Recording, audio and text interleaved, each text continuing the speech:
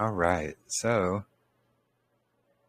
let me get this next video up. And this one is going to be about, did we talk about, no, we'll watch that one next. So this one's going to be about, oops, I shared the wrong screen again. Apologies. Okay, so this one, it's going to be speaking about how the Milky Way is going to be the scar in the firmament from when it was rolled back like a scroll. Very fascinating information here. So let me share this video link for you all. That is, I watched that earlier. It's fascinating and I think very possible. Yeah, absolutely. They gave another possibility too, but which is possible, but I think this is a very good video, very well done, short and sweet.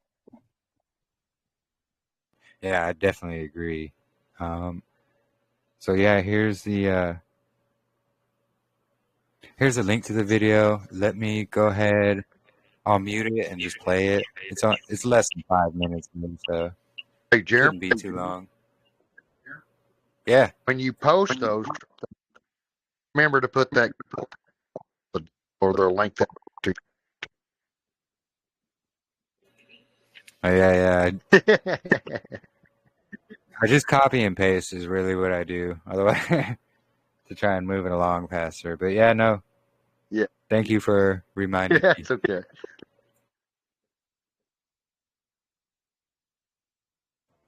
And yeah, no, Angel. All these videos, they're saved in our video library in the library group, and I have to catch up on putting our last couple fellowships on YouTube, but I will do that as well. And you know, they'll be on my YouTube channel as well. And yeah, it can definitely be challenging in understanding, but yeah. So this video is actually really good, and here I'll just go ahead and play it. It's less than 5 minutes here.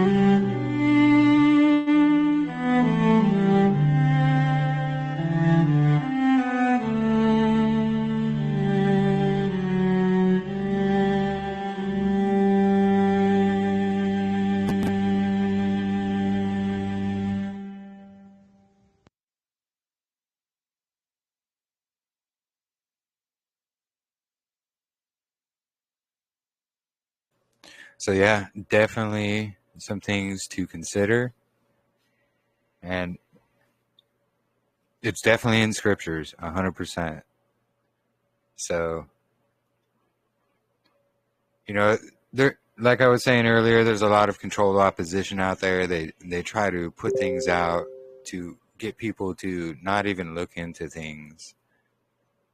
Kind of the best example I can give is like what they do with the Maseroth. They take out the name Maseroth, they call it zodiacs and horoscopes and things like that. And most people think like, oh, we're not even supposed to look at the stars or anything in the heavens. Like, don't worry about that. Otherwise, it's witchcraft. Well, that's not true. If it's used the way the world uses it, yeah, it's witchcraft. But Yahuah created all of that to give us these heavenly scrolls and the signs for things. So just it's kind of the same way with literally everything else. The little season, biblical cosmology, all these things.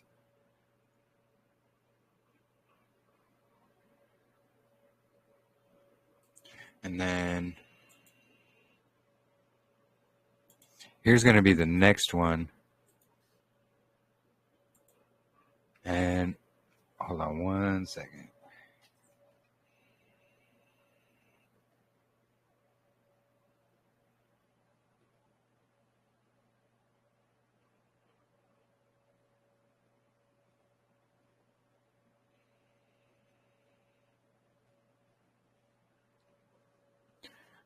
Yeah, I saw Raphael in there who just joined. Shalom and welcome. Shalom, brother. And yeah, we're really just discussing the possibility of the little season of deception of Satan. And we're going over some scriptures and videos about it. And just really doing a deep dive into everything. And don't worry, we have it all recorded. So if you need to catch up, we'll have it available for you. Yeah, shalom and welcome. Good to have you here.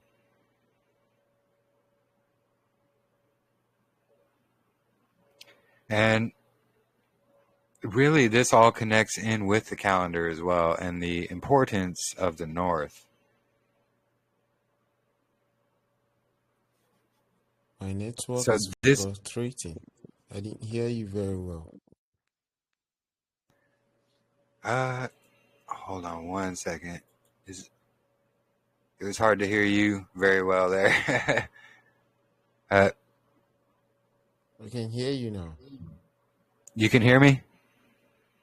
Yeah. Okay, awesome.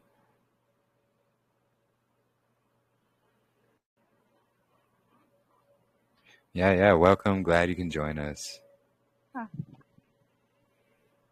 Yeah, So, welcome, Raphael. Yeah, we'd love to know what the connection of the Satan season and the Camp of the Saints up the north. We'd love to, and the calendar. We'd love to tie that all together because I know it's all connected. Yeah, absolutely. And that's actually, so in Madeline's video I was going to play here in a bit, she's going to go over the Camp of the Saints in the north. And we went over that scripture Marissa just shared. Or was it Deuteronomy 2:3? Yep. Yeah. Turn your eyes towards the north, or turn towards the north. Yeah, you've been around this mountain long enough. Turn northward. Yeah. And then we see the Garden of Eden could possibly be in the north as well. Or at least it was when it was here on earth. Because when Adam and Eve got sent out, they were sent out to the east of the garden.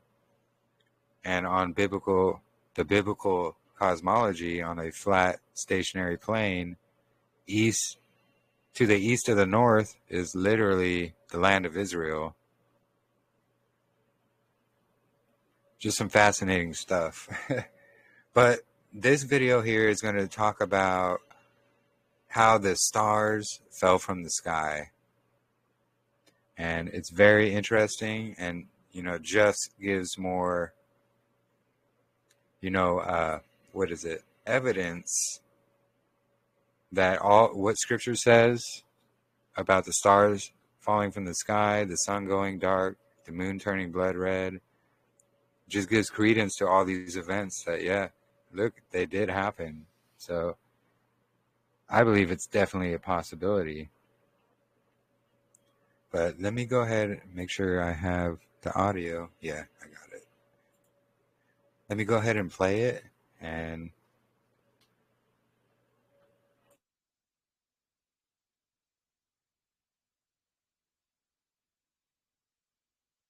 cataclysmic Lisbon earthquake in 1755 and Day of Darkness in 1780. Biblical and millennial scholars were now awaiting the fulfillment of the next prophetic verse from the New Testament. The stars of heaven fell unto the earth, even as a fig tree casts her untimely figs, when she is shaken of a mighty wind. Revelation 6:13. This too was to occur. It happened on the night of November 12th and 13th, 1833. As with the earthquake and the dark day, this too was an unimaginably dramatic event. The following historic account is posted on the National Aeronautical and Space Administration's page about the Leonids meteor showers. On the night of November 12th to 13th, 1833, a tempest of falling stars broke over the Earth. The sky was scored in every direction with shining tracks illuminated with majestic fireballs.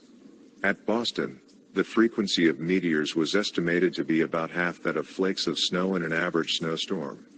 Their numbers were quite beyond counting, but as it waned, a reckoning was attempted, from which it was computed, on the basis of that much diminished rate, that 240,000 must have been visible during the 9 hours they continued to fall. Agnes Clerks, Victorian astronomy writer. In the American Journal of Science, Professor Olmsted included a report from a correspondent in Bowling Green, Missouri, as follows. Though there was no moon, when we first observed them, their brilliancy was so great that we could, at times, read common-sized print without much difficulty. And the light which they afforded was much wider than that of the moon, in the clearest and coldest night, when the ground is covered with snow. The air itself, the face of the earth as far as we could behold it, all the surrounding objects, and the very countenances of men, wore the aspect and hue of death, occasioned by the continued, pallid glare of these countless meteors, which in all their grandeur flamed lawless through the sky. There was scarcely a space in the firmament which was not filled at every instant with these falling stars. Volume 25, 1834, page 382. We even have this account from a young Abraham Lincoln. When I was a young man in Illinois, I boarded for a time with a deacon of the Presbyterian Church. One night I was roused from my sleep by a rap at the door, and I heard the deacon's voice exclaiming, "Arise, Abraham, the day of judgment has come." I sprang from my bed and rushed to the window, and saw the stars falling in great showers. It was also witnessed by the famed abolitionist, Frederick Douglass, who at the time was a 15-year-old slave living in Maryland. I witnessed this gorgeous spectacle, and was awestruck. The air seemed filled with bright descending messengers from the sky. It was about daybreak when I saw this sublime scene. I was not without the suggestion, at that moment, that it might be the harbinger of the coming of the Son of Man, and in my then state of mind I was prepared to hail him as my friend and deliverer. I had read that the stars shall fall from heaven, and they were now falling. I was suffering very much in my mind. I was looking away to heaven for the rest denied me on earth. Here is another eyewitness account. Being up this morning, I witnessed one of the most grand and alarming spectacles which ever beamed upon the eye of man. The light in my room was so great that I could see the hour of the morning by my watch which hung over my mantel, and supposing there was a fire near at hand, probably on my own premises, I sprung to the window, and behold, the stars or some other bodies presenting a fiery appearance were descending in torrents as rapid and as numerous as I ever saw flakes of snow, or drops of rain, in the midst of a storm. Joseph Smith, the founder of the LDS, or Mormon Church, was also a witness of this event. Here is his account. About 4:00 a.m. I was awakened by Brother Davis knocking at my door, and calling me to arise and behold the signs in the heavens. I arose, and to my great joy, beheld the stars fall from heaven like a shower of hailstones, a literal fulfillment of the Word of God, as recorded in the Holy Scriptures. The co-founder of the Seventh-day Adventist Church, Ellen G. White, later said that the starry spectacle was, quote, "the last of the signs, which were promised by the Savior as tokens of his second advent, from the Great Controversy, p. 333, which appears on the AdventistReview.org website." Interestingly, the Adventist Review also mentions the Reverend William Miller, who was also a co-founder of the Adventist Church and a prominent figure in the millennial movement. Here's the passage. On the night the stars fell, William Miller was a 51-year-old lecturer unwittingly starting a movement that gained steam until the great disappointment 11 years later, when the hopes of his followers that Jesus would return on October 22, 1844, were dashed. As we'll later learn, Reverend Miller's extensive study of the book of Daniel in the Old Testament led him to the conclusion that Jesus would return in 1844. As we'll also explore later, it so happens the Baha'i faith was founded in Persia in 1844, and its founder was born on November 12, the date when the night of the starfall began. He would have been 16 years old that day.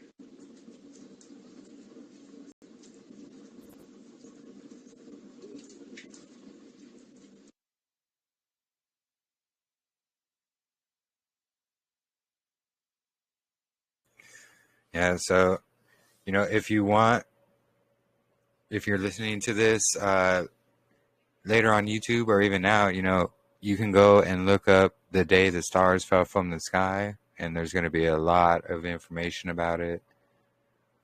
Apologies for the AI voice video. I know people don't like the AI voices. It was just one I found really quickly. And actually, so before we play the Sides of the North video... Can anyone hear this? Yeah, I can hear you. Shalom, brother.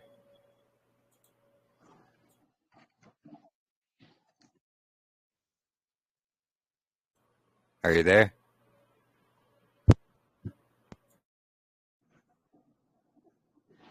Can you hear me? Yeah, we heard you there. Okay, sorry, I didn't mean to interrupt. I noticed something that you were looking at Greenland. I messaged about this before in the past. And if you guys are interested, I don't know if there's CGI involved or if there's something very much real there that they're using CGI to cover. But if you go to Bing and you go to Greenland and you zoom in closely, you'll see what appears to be a very, very massive wall with definite right angles, which appears to be a gigantic wall around most of the outside of Greenland. So whatever is there, if there is indeed maybe a massive palace or something, or if it's just CGI, it might be worth looking into. Wow, interesting. I'll have to look into that more. Oh, thank you, brother. But so before we play the Sides of the North video, actually, Sister Marissa, she can actually go and make some of the connections with the calendar about the North here, and she has a few slides she would like to share as well. So yeah, whenever you're ready there, sister. Yeah, so the topic we've all been talking about today, it was not something that I was super interested in previously, but I found just in my calendar studies that it brought me to this topic, oddly enough. So um, one of the most fascinating verses to me has always about the calendar has always been Enoch 72:5. And so I posted that a little while ago in the chat. And so the verse reads, "The chariot on which he ascends, the wind drives, and the sun goes down from the heaven and returns through the north in order to reach the east, and is so guided that he comes to the appropriate portal and shines in the face of the heaven." And so that verse is really loaded. There's actually 3 different parts to that verse to consider. So before I connect all 3 parts there, I want to talk about the first part where it says the sun returns through the north. And so north is, there's 3 different parts to the north that we need to consider. So everybody has a preconceived notion when they think north, what they're considering. Some people might say, well, there's 4 quarters of the world, or, oh, well, north is above us, like the North Star. Or if they believe in biblical cosmology, they might say it's the center of the earth, that's north. And so that's really where Jeremy has been getting at in his slides, in his presentation today. And so I just wanted to share a few slides from the calendar presentation I did a couple weeks ago, just specifically the section about the North. So I'm gonna share my screen here.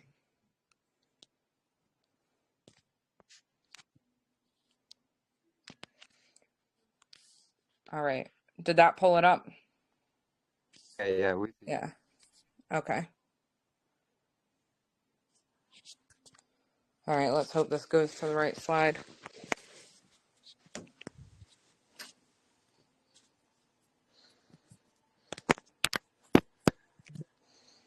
Okay, cool. So this is honestly the most fascinating part of all of this that I think in this whole presentation, and is currently at the peak focus that I have about the calendar. So, all right, let's see if I can get this to turn. For some reason I can't, guys. I don't know why it's not turning. Can you see it enough though? I think if you pop it out, there's a little pop out button. You can make the screen pop out there. I don't think so. Hold on. Let me try reopening it. Okay.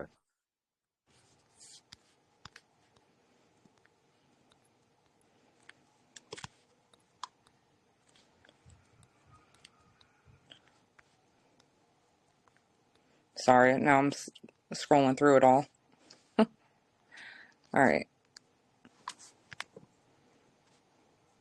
Usually it lets me turn it. Yeah. Oh, Yeah, I don't know why it's not doing it. All right, well, I'm going to read it to you guys anyway. So, all right, so just as I was talking about the different concepts of north, so where exactly is north? North changes meaning depending on the plane. So the plane that you're viewing north from. And so I attributed some anatomical terms to this to describe it, because in like you'll learn that in anatomy that there are different body planes to suggest like the direction that you're describing. So in the transverse plane, we're talking about one of the four quarters of the earth. And while in the sagittal plane, it's an upward direction into the heavens. So if you think about the biblical earth, if you divided it into four quarters, one of those quarters is going to be the northern quarter, and the rest south, east, and west. But if you're thinking about the upwards direction, we're thinking about Polaris, the North Star. So I have here two of them. Transverse north, also known as cardinal north, is oriented like map north, like one of the four quarters of the earth. And so, and I explain it like that too, because there is other calendar understandings, people teaching about the calendar that are saying, well, guys, the East is first. Well, the East is first. I agree with that. But she is specifically talking about the four quarters of the earth and doesn't understand that concept that there is more than one northern direction to where we're living. This is a 3D world. We don't live in 2D. So we have the transverse north or cardinal north, and then we have sagittal north, also known as true north. It's oriented like upward north toward the sky, away from the Earth's surface. It represents direction in the vertical plane, whereas transverse north is the horizontal ground plane and the four quarters of the Earth. However, there's also magnetic north, and so that is the center of the earth. I hope other people, everybody else here, views the earth the same way, and which we'll see north in the center of the map, also known as the North Pole. So magnetic north is defined by the Earth's magnetic field pointing towards the center of the earth. So this determines compass orientation and guides navigation. So your compasses are going to go towards magnetic north. So this differs from the other norths that I've been describing here. And then south would be the opposite direction of it. Everything away from north is south in this concept of magnetic north. So we have three different ways of understanding north. And then we also see this described in scripture.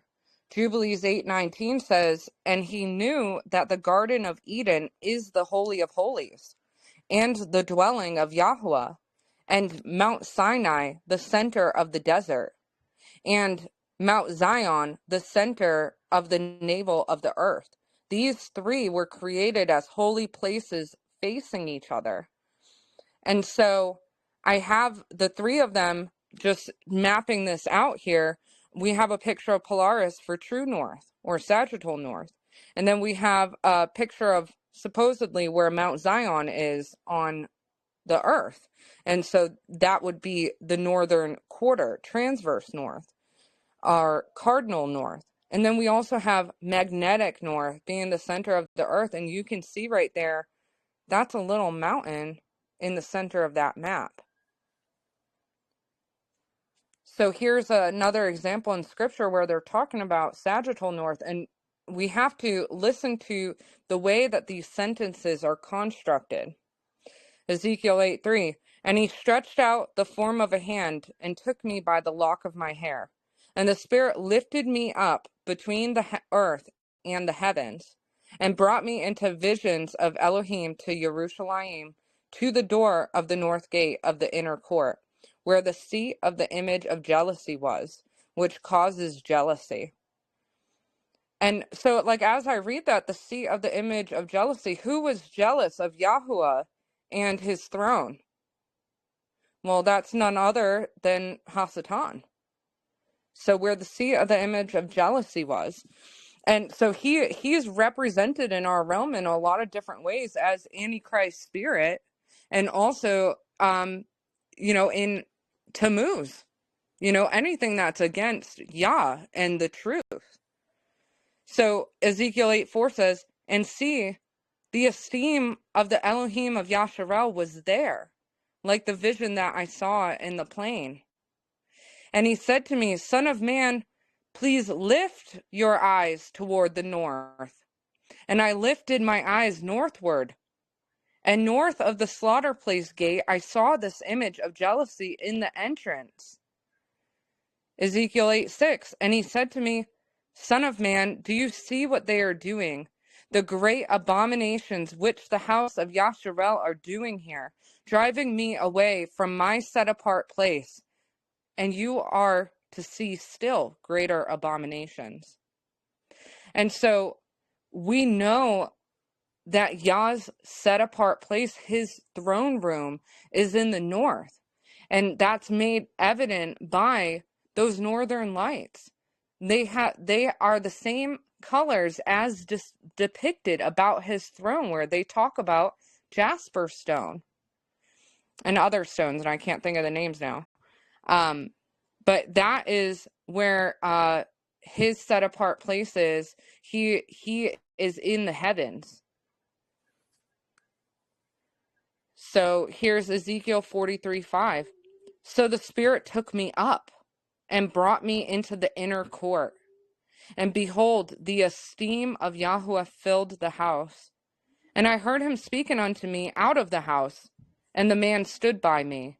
And he said unto me, Son of man, the place of my throne, and the place of the soles of my feet, where I will dwell in the midst of the children of Yasharel forever. And my holy name shall the house of Yasharel no more defile, neither they nor their kings by their whoredom, nor by the carcasses of their kings in their high places. Yah's set-apart place of his throne and the soles of his feet is in the northward. And I'd just like to draw your focus to where I will dwell in the midst of the children of Yasharel forever. So in the midst is in the middle. So what is below Polaris on the biblical earth? All right, so we see Enoch 77 here divides the north into 3 parts. And the 4th quarter, named the north, is divided into 3 parts. The first of them is for the dwelling of men. And the second contains seas of water, and the abysses, and forests, and rivers, and darkness, and clouds. And the third part contains the garden of righteousness. I saw 7 high mountains, higher than all the mountains which are on the earth. And thence comes forth hoarfrost, and days, seasons, and years pass away.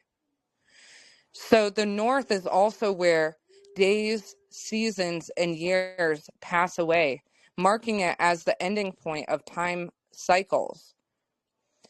So together with Enoch 72:5, these passages show us that the north is the pivot of creation's cycles, where time both begins and ends. The sun traverses north in order to return to the east, to the beginning of its circuit. And here in Enoch 77, cycles also conclude, emphasizing the ordered, intentional nature of creation. So here's our three parts of the north again. So we have the first is the dwelling of men, which correlates to that transverse or cardinal north, where I showed that picture of Mount Sinai. Number two is the seas, abysses, forests, rivers, gardens, and clouds, which attributes to the center of the earth where all the rivers meet the sea. And number three is the garden of righteousness, which is Yah's set apart place. So the 7 high mountains is what is in the center. All right. So magnetic north, now that we're here, these 7 high mountains mentioned, Ezekiel 43:7 tells us that he will dwell in the midst of the children of Yasharel forever. In this context of being in the midst of his people, it could very well be relating to the center of the earth where Mount Zion is. This little mountain here on these old maps is called the Rupus Nigra, Latin for black rock. If anybody has heard that term, black rock, and how the enemy has used that, it's described in early maps and legends as a massive magnetic rock located at the North Pole. Medieval and Renaissance cartographers believed it to be a central feature of the Arctic, sometimes said to be surrounded by a whirlpool or encircled by several large islands. Its magnetic properties were thought to influence the compass, explaining the orientation of navigational instruments. And this is interesting how, so I copy and pasted that little excerpt about Rupus Nigra.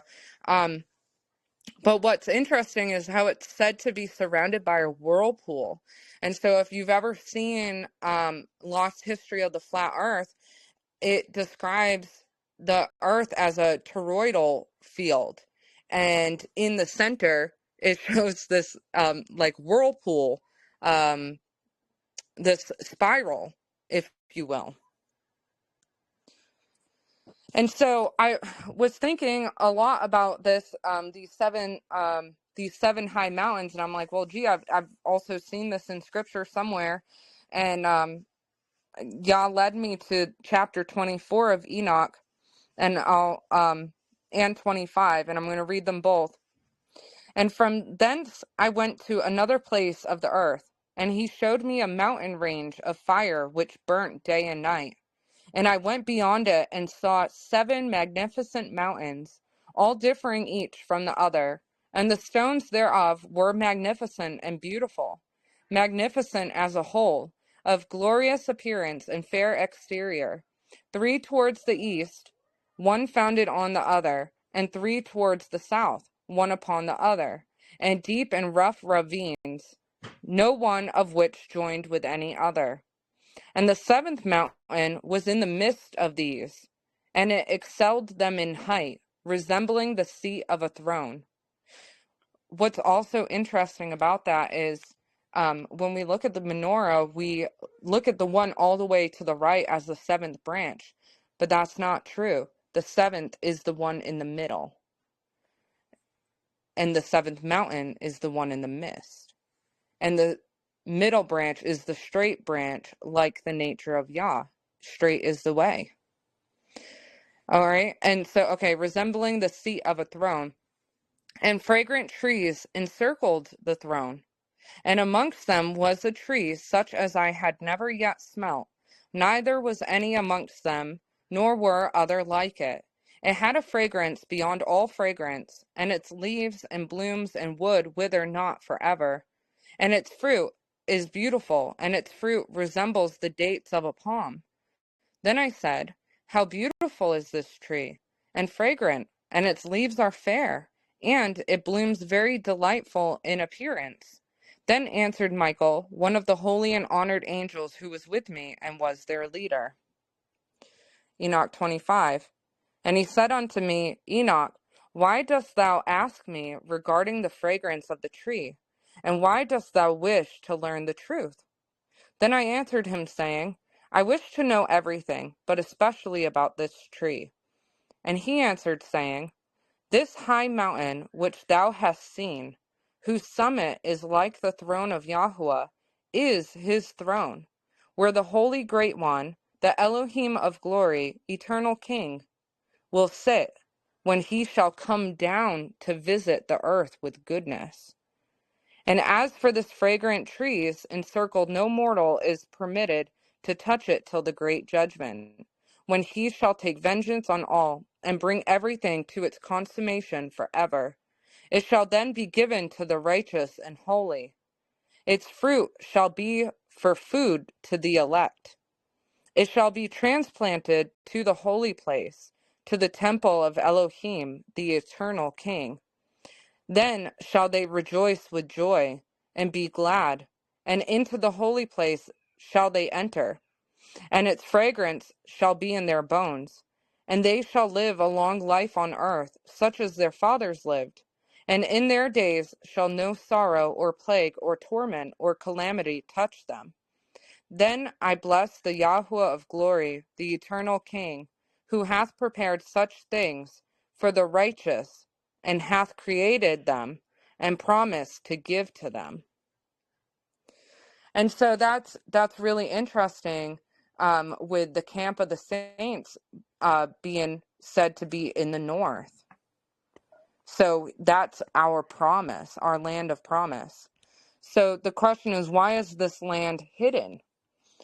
Colossians 1:16 says, "For by him were all things created, that are in heaven and that are in earth, visible and invisible, whether they be thrones or dominions or principalities or powers, all things were created by him and for him."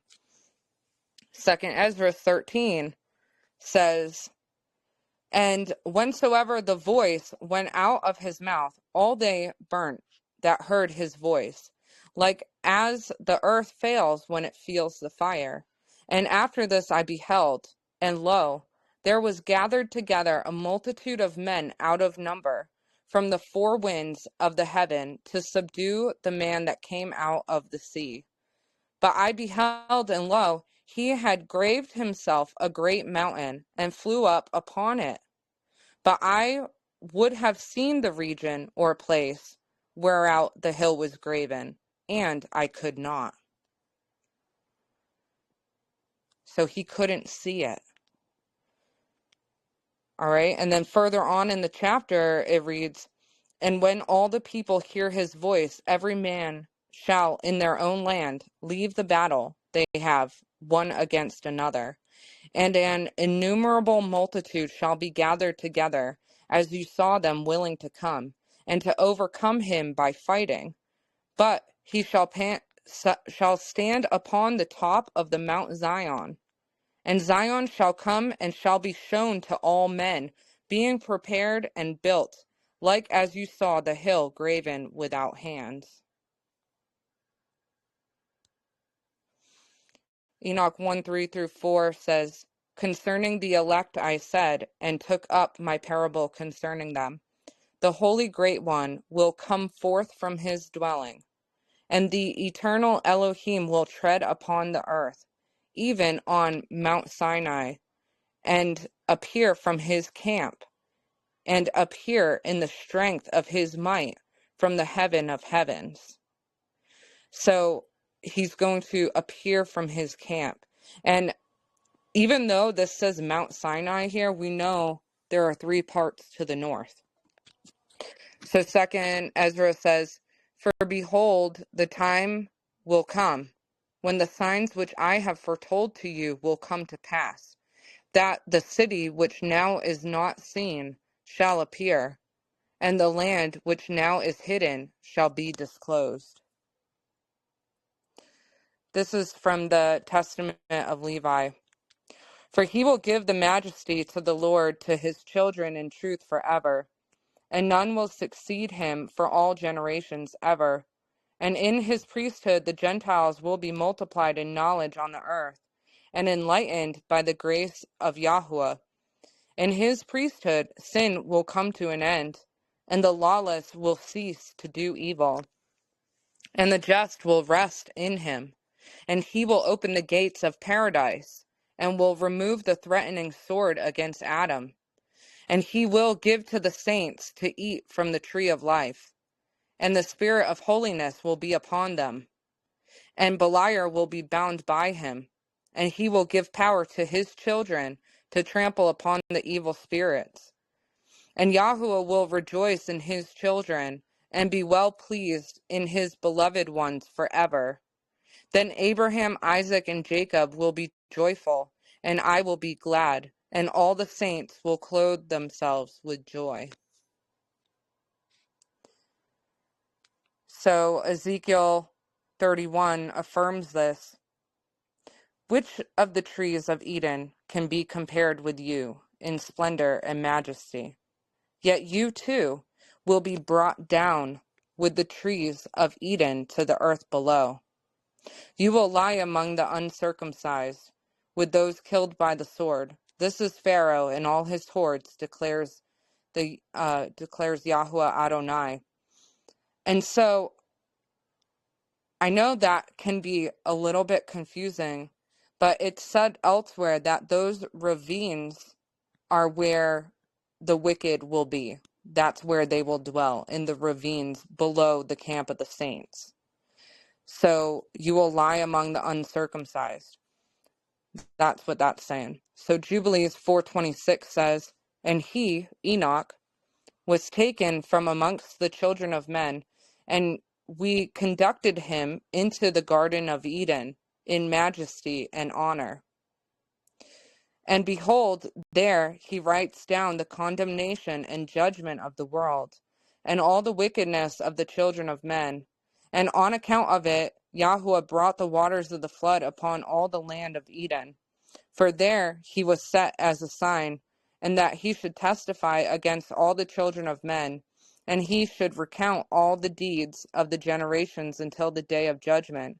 And he burnt the incense of the sanctuary, even sweet spices, acceptable before the Lord on the mount.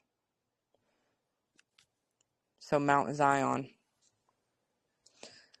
So I hope that provides some connection to the calendar for you guys. And if anybody has any questions, I'm open to taking them. Yeah, awesome. Good job. And yeah, that's exactly the connection I was trying to make. Yeah, thank you. Yeah.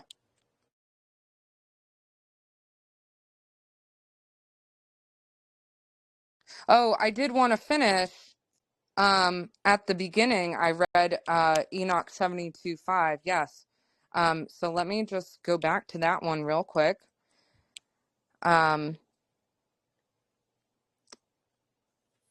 So it says, just to tie this in, the chariot on which he ascends, the wind drives, and the sun goes down from the heaven and returns through the north in order to reach the east. So what that's saying is, at the North Pole, the sun moves differently. And so on the last day of the year, the sun is still traversing along the horizon in a circle. So if we think about biblical cosmology, and we've all seen how the sun makes like the big circles, and then the smallest circle is in the center. So in the north, the sun traverses around the center, and they can see that sun all the way from east to south to west to north to east to south to west to north. So it's going in a circle around them. So on the last day of the year, that sun appears half up and half down. And so the next day, the sun is entirely over the horizon. And so this is the sun traversing through the north to the north, because it's in the northern portion of the analemma that the sun makes throughout the year. So the northern portion of the sun's cycle is for half of the year. And on this day, the sun is now entirely over the horizon, meaning it has crossed into the north. And so it says the sun goes down from the heaven and returns through the north in order to reach the east. So that's the second part, in order to reach the east. On that day where the sun is entirely above the horizon and has now traversed north, that is the day of the equinox for the rest of the world, where the sun rises at 90 degrees east for us and creates that straight line shadow. It has returned to the east simultaneously. So the sun returns through the north in order to reach the east, and is so guided that he comes to the appropriate portal and shines in the face of the heaven. Shines in the face of the heaven is the third part of the sentence that matters. Because on that day of the equinox, that the sun rises exactly 90 degrees east and sets exactly 270 degrees west, the sun will be directly overhead and shining in the face of the heaven. The face of the heaven being the center of the Shamayim. So it's shining in the face of the heaven. This is the equinox day. And the next verse says, in this way, he rises in the first month in the great portal, which is the fourth. This is the very next day, because the sun has 364 days to its circuit. And that equinox day is what divides the year. It is the day of verse 5, the sun traversing to the north, returning to the east, and shining in the face of the heaven. It is between portals 3 and 4. It is the proverbial line in the sand, if you will. It is also not on the curve of time, the way the sun is the very next day and the day before it. So, yeah. And that's why it's honestly, it's a lot of confirmations. And that's how it's connecting this little season we're into the calendar, you know?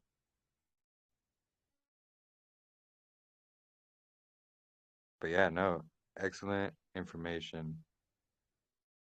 And oh, I didn't know that, Sister Jermaine. I thought he just recently joined that bandwagon. But so I shared it's John Pounder's podcast channel on YouTube, Pounder's Quest. And he doesn't have a lot of videos yet because it's a rather new thing that he's doing. But it's a lot about the little season and Tartaria, and he goes into the Cabbage Patch Kids and all these things basically. And you know, he's seen it as well. And you know, he has a lot of good guests on there. He has Gary Wayne. He has what is it? JT loves JC or something. That little season guy. He has quite a few amazing guests on there, and of course, not all of them will agree that about Satan's little season, just like we are here. I know everybody doesn't agree about it, but honestly, it's really fascinating to look into. And when you do look into it, it just reveals more and more how they lie and hide our history. And yeah, Noel, what's his name? What's his last name? Yeah, Noel Hadley, yes. He has some interesting information. He actually has some videos about the War Scroll and how the War Scroll found in the Dead Sea Scrolls is actually talking about, you know, that war of sons, the sons of light and the sons of darkness that happened. And he speaks about how it was the sons of Zadok who went and destroyed that temple in Jerusalem with the help of Rome because it was defiled. he has interesting information as well, although definitely use discernment. He also has a lot of strange eschatology, is really how I can put it. But Wait, did you just say that the priests of Zadok are the ones who destroyed the temple in Rome? I mean, the yes, temple in in Jerusalem, Jerusalem. Really? yes. I was thinking it was probably the Edomites, or of course the Romans. That's the official narrative. But you think it was the priests of Zadok, huh? Is Oh, there yeah. that would be an interesting concept? Is there any evidence of that? Oh, there's a whole lot, and it's in the Dead Sea Scrolls themselves. Oh, Actually, really? in the War Scroll itself, it describes a lot of it. And Noel has some other evidence in history to back it up as well. And I'll have to find that video. It's just hard to find and pin which video because he just has some wild names for his videos, and they're not really Wow. about. But it's hard Huh. to find which video, but I'll have to find it. And Huh. Were he they speaks from, working with the Romans? yeah, apparently they Really? were working with the Romans to do that. But then because the Romans were corrupt, they got taken out as well. Okay, And what happened to the priests of Zadok after that? they were part of the millennial kingdom. Okay, They well, that they were some makes of the sense. ones who survived. They were some of the ones who survived until the Okay, that coming. makes sense. That Yeah, makes sense. Well, why would they destroy the temple? Is it it was. because it was so defiled? Oh yeah, it was defiled. They had the illegitimate priesthood in there. The Hasmonean dynasty. It was Yeah. all, and they actually had their own temple at Qumran, and they had a temple right there in Egypt, in the land of Yeah. Mosiah. Well, instead of destroying the temple, why didn't they just use the Romans to help exterminate those vermin? Yeah, yeah. I mean, it seems like that would be better to take back the temple rather than destroy it, unless they Well, felt it was just too defiled. It's like the earth. The earth is going to be burned because it needs to be cleansed. It's too defiled. yeah. Well, it's like Messiah said because we know Messiah definitely went to them and taught them. So he was saying, no longer, this temple, it doesn't matter anymore because our bodies are the temple where his Ruach will dwell. Oh, yeah. Okay, well, that makes sense. And because it was so close to the end right there, the millennium, just before the millennial reign, they didn't need that temple anymore. Well, So it was just, they must have known what was coming. yeah, I absolutely believe they did. I believe I side with Noel Hadley on that aspect because he goes into really deep detail and he also provides a lot of other historical evidence along with it to support it. Yeah, he's pretty fascinating. So he does. I haven't seen his teaching on that, but he does a teaching on it, huh? Yeah, yeah. He has a teaching Okay. on that.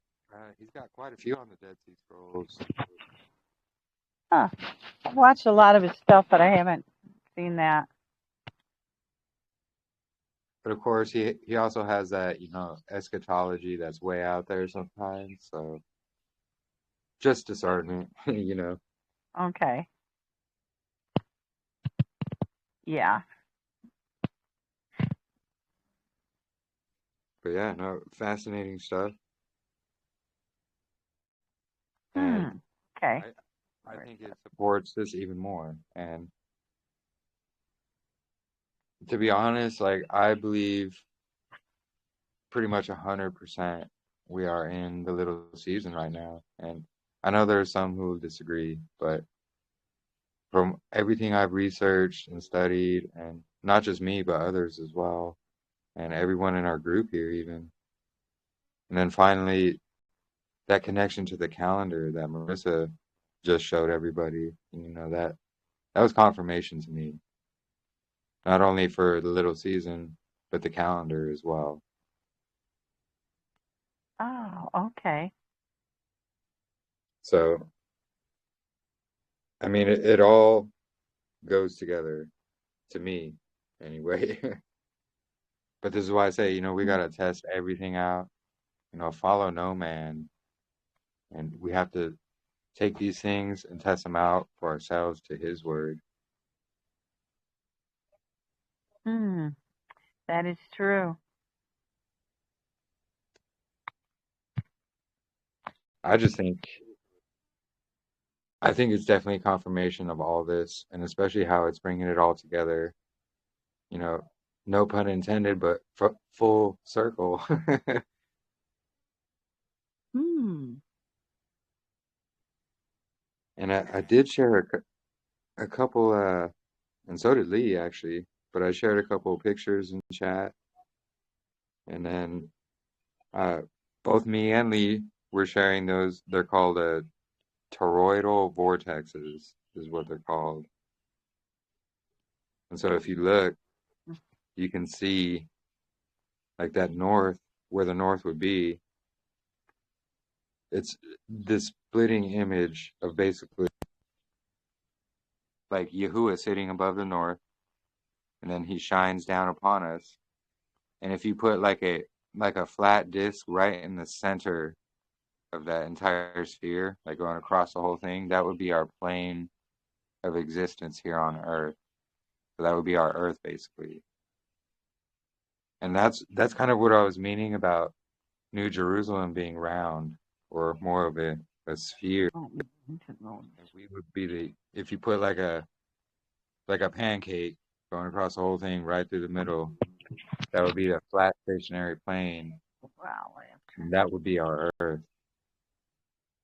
And then the one I shared, it shows that basically that vortex of time, that spiral of time that goes in a circle. I don't know if I can describe it quite. Yeah, there you go. Yeah. There you go, Marissa. Just like that. Yeah. So yeah, what Marissa's Yeah. showing there, exactly.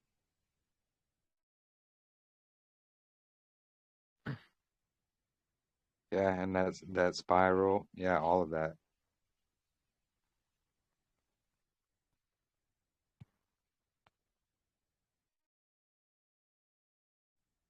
Yeah, the toroidal, yeah, lost history of the flat Earth speaks about that. If you haven't watched that, it's really amazing, and he goes through a lot of information there.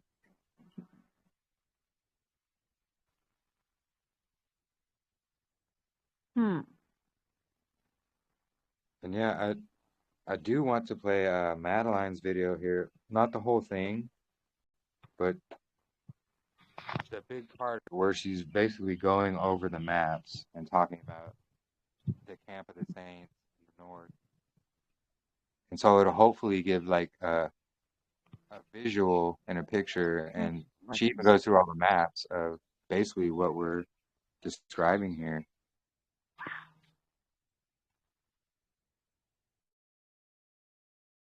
Yeah, the spiral of the analemma going upwards. Yeah, exactly. Give me just a moment. Let me get the video up for everybody.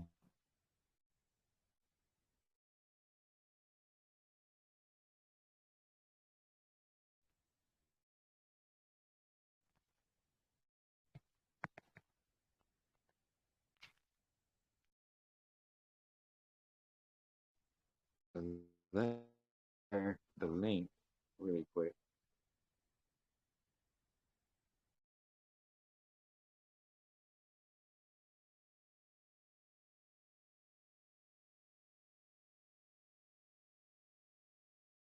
All right, so excuse me. That's the link to the whole video there in chat. Let me get it up on the screen for everybody.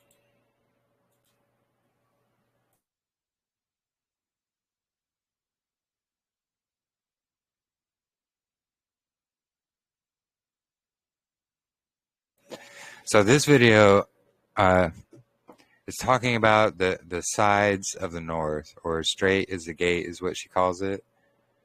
And she actually goes over, she calls it the International Gate Line. And she kind of explains a bit about that. And, you know, we've discussed that a few times as well.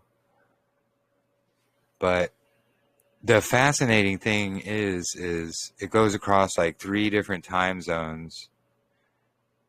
And three different time zones are missing from what they say is there.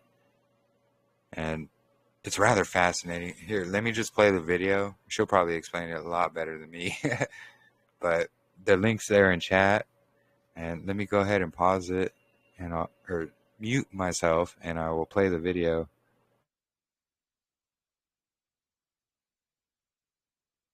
At the north here and seeing how far north we can go. I want to talk a little bit about this map, which is the Ortelius map, and I'm trying to think what year it is, 1570. So it's essentially focusing on the area around Greenland and the Northern Sea, which would also include the ocean of Hyperborea, is what they used to call it. And we can see here there's Ireland and those Northern islands as well. So we've got England, Scotland, Ireland, Wales obviously is in there. We don't want to forget Wales. And the Germanic Ocean, the Outer Hebrides are showing there as well. And then the Faroe Islands are there at the top. So these are distinguishable. There are some islands there that are not showing on the newer maps, and just want to point that out as well. And I also want to say that there's these red dots all over the map, and I believe that those are almost like, I don't want to call them kingdom points or castles, fortresses, I'm not sure. But over here, if we go back to this Google Earth map, we can see that there's Iceland. Okay, and the Faroe Islands, and it looks fairly empty around Iceland. And it just looks like Iceland and Greenland. And then Svalbard further up. I think that's Svalbard, which belongs to Sweden. And then there's nothing other than very dark water in certain areas and some smaller islands.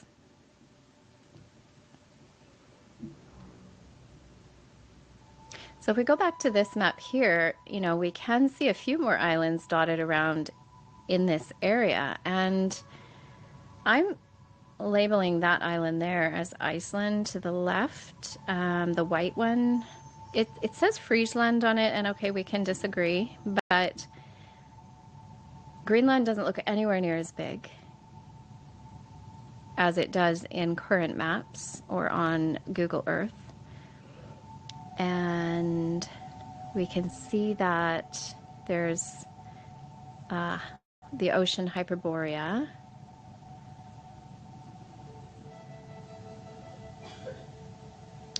And the Faroe Islands. But none of that. Actually, there's one island here, which there's a tiny little island, but there's only one. There's Greenland, and then this, which I think is Friesland. I think that is the smaller of these two islands next to Greenland. There's only one, you see? And the shape of it actually looks like that one to me. Again, free to disagree, but there's a reason I'm saying this also. And again, you can see the red dots there, and it does just bear a resemblance to Iceland in its shape and position. So that little crop out on the left, it just kind of looks the same to me. And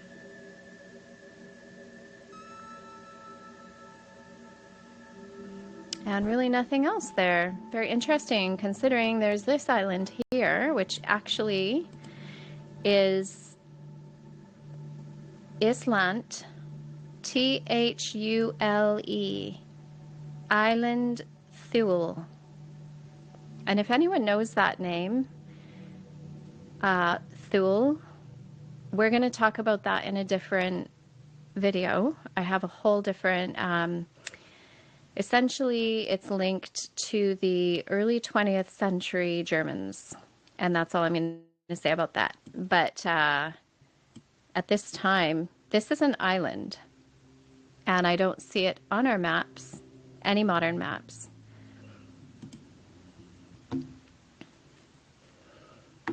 But it has castles, it has the red dots on it showing what look like castles to me, because as you go throughout, there's even some up there on Greenland, as you go throughout these old maps, you'll see that there is actually distinctly these kingdoms or kingdom outposts, or, you know, those might be your priests and kings, those areas that are being served by the Most High, Jesus Christ, the King, right? So, but yeah, Thule Island is not on our new maps. And then we have Greenland, which incidentally looks very, very close to the land at the north. But no Thule on our modern maps. It's also interesting, it sits right in the ocean of Hyperborea. But you can see how many red dots are here. There's many, many red dots. And on the Tartaria maps, they do the same thing. They put these red markers, and if you, this is a little bit of a blurry version, but if you look at them in a clear version, you'll see that they are castles. Oops.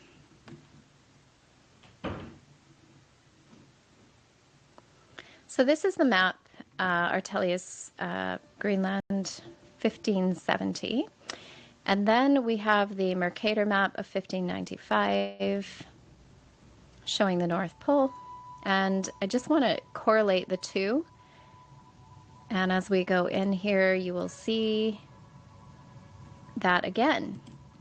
Greenland, Iceland, that's what I'm going to call it. And the Arctic Circle, this red arc, goes right through the island of Thule. Again, you can see the Faroe Islands there, and one island, two islands.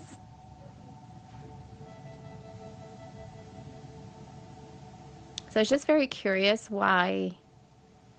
And something else I have to say about this is the name Thule, Thule, is,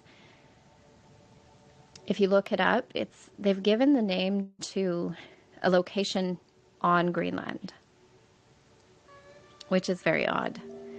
And so I just want to make note of that. It's like they've hidden it, and then they've shifted the name to somewhere nearby, but, you know, almost as if you wanted to create a narrative of this place, you could just say, well, it was just Greenland, right? So, oh, look, there's a Thule on Greenland. And one other weird fact is that Thule is an outdoor gear company. So here in North America, you'll see lots of people driving around. Their cars will have a like a bicycle carrier on the back, and it has Thule on it. So just to make a note of that. Greenland, and then there's another little island there too that looks like it says Greenland, but again, just showing that this is very close on these maps. Greenland is very, very close to this mountainous region in the north. And Greenland's very mountainous as well, by the looks of it, if we're trusting the details on this map. But that's a very, very, very close fit.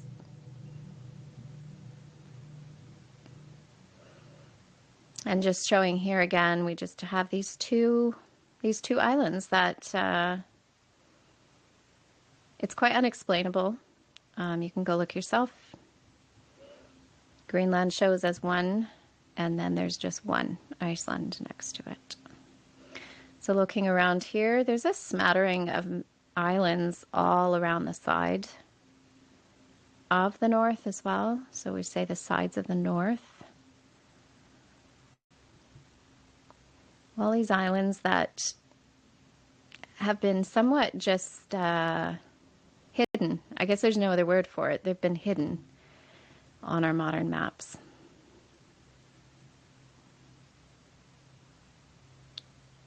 So it's just very interesting to look at these and to kind of see as well where the Arctic Circle goes through. I find it interesting that it goes right through the island of Thule.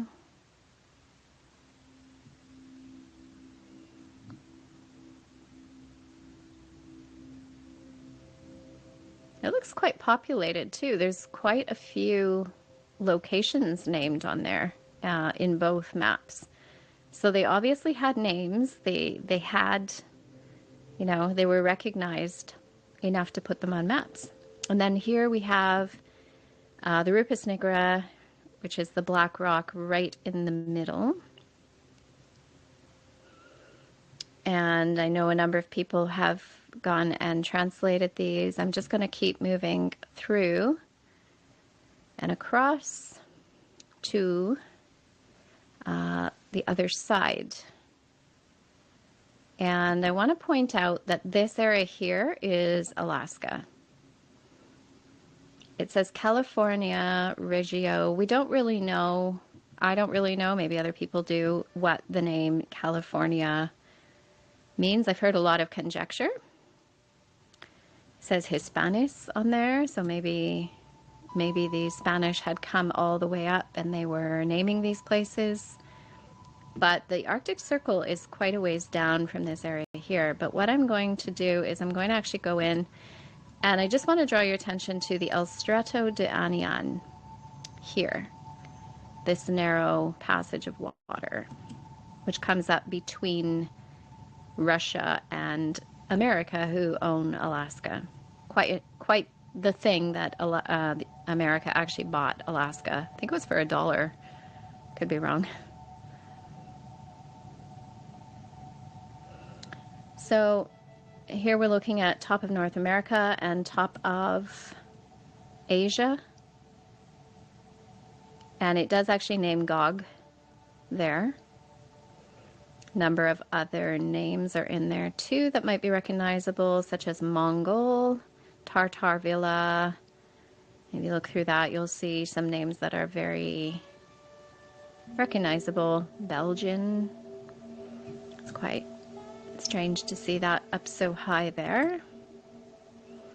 But we can see Gog is there, which shows on a lot of the older maps actually.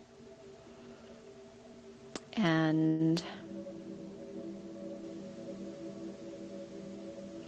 so what I'm focusing on right here in the middle of this frame,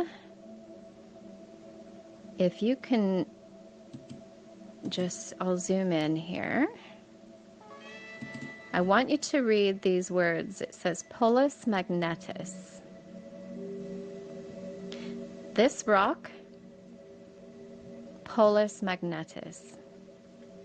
And when you translate that, it says the magnetic pole.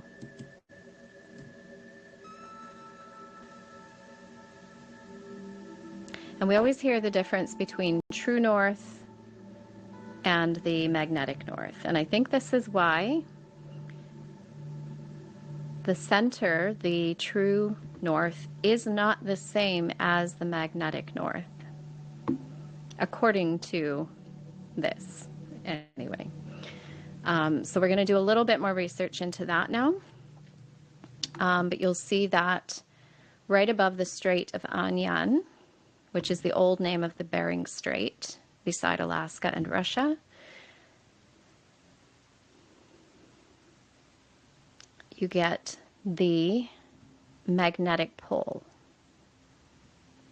And then you get these waterways that come straight into the center where the North Pole is, the true north.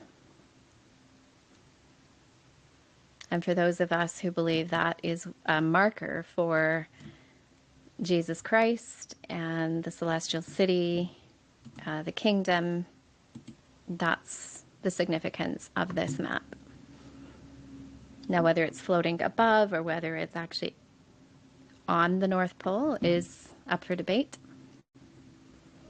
And just to note as well, there's another narrow passage here, but essentially the North Pole, the magnetic pole is here.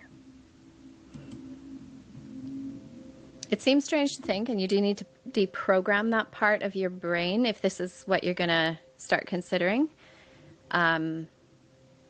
because it's a very repeated thing that the true north is, that the center, the Rupus Nigra, is the magnetic north or is the magnetic pole.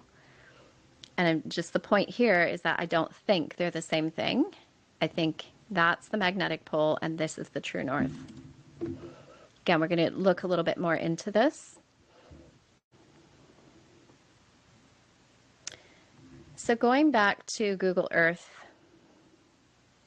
just zooming in here, we're back to that.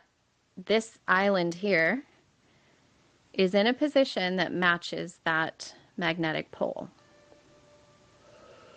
And you can even see here, there's that little strait of water. And if we're going to look at this darker substance here as actually being land, then we're looking at the same map. And here might be those rivers that are indicated on the Mercator map.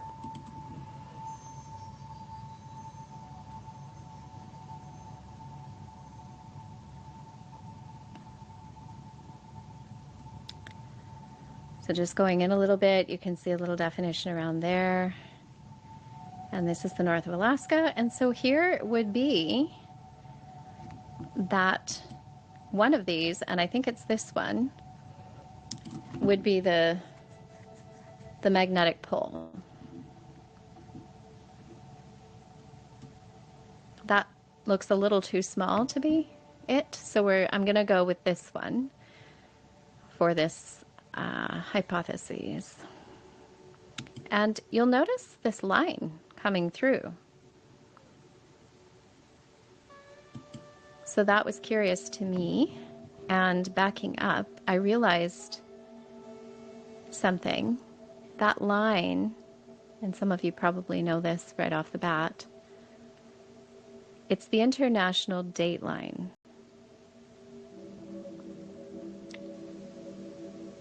So how interesting that it goes right through.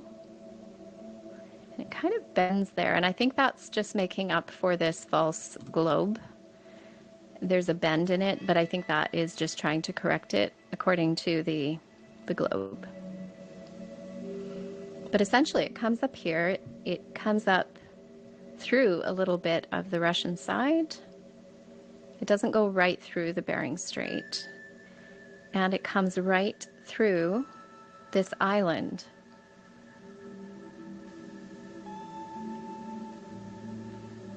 And if we're talking about this island as if it's the magnetic pole,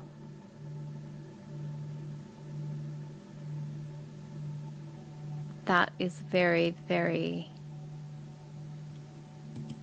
interesting. And so I want to read this verse now, Matthew 7:14. Because straight is the gate, and narrow is the way which leadeth unto life, and few there be that find it. That word straight is not the same as the word straight. There's two. And when we're talking about this word straight, that is the word that they use on these waterways. The Strait of Anian, the Bering Strait, is spelled like this, and this is in the King James Version. Straight is the gate, and narrow is the way, which leadeth unto life, and few there be that find it. I wanted to draw attention to that because words matter. They have different definitions in the original language. And as we're finding out, the Bible has much more literal context than we've been taught. We've been taught to allegorize things, stories and features in the Bible we've been taught. And I think learning biblical cosmology has been a big part of this awakening, reading the Bible more literally, but also paying attention to words, because words in the Bible are very specific. They've been given to us for a reason, and we should pay attention to that. So again, this is me conjecturing, but I'm just bringing it to your attention also. I think it's important for one reason or another. This is important. It was written this way for a reason, and we should really, really stop and look at these words, go into the concordances, and that's what I'm going to do now. So we're going to look at this in a little bit more original language context. And this word straight is not the word that's used throughout the Bible for the word straight.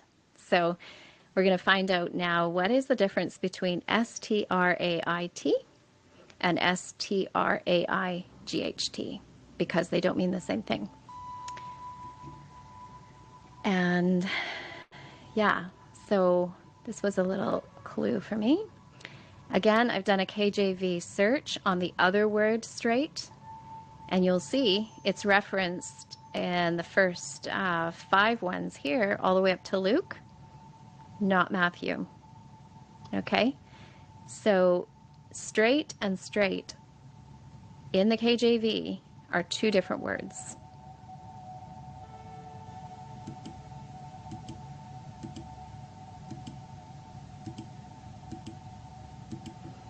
Just bear with me a second. Okay. And so I also got curious about that area and what are the names of the places in that area. So we know the Bering Strait or the Strait of Anian. And what are the other places? And obviously Alaska is known for its capital city, which is Anchorage. And I did a little deep dive into Anchorage and the action of anchoring. Okay, so conditions admitting of anchoring, anchorage ground, a position of support, a hold, a stay for the mind or feelings, ship anchors, and in the church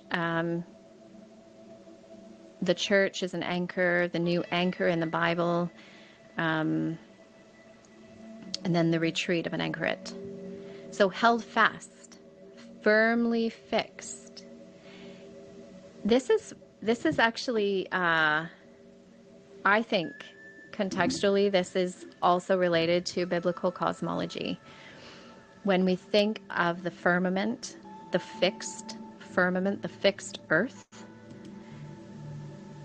this was a revelation to me. Anchorage, Alaska, right on the Bering Strait, right there in that Arctic area of the world. This language feels significant in the way that it's placed.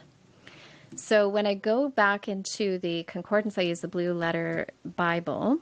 We look at Matthew 7:14, and it says, "Because strait is the gate and narrow is the way, which leadeth unto life, and few there be that find it." Again, so here the word is straight for a gate, like a portal, like a gate, and narrow. So here we go. It's 4728 in the concordance, and it's under the name stenos, straight.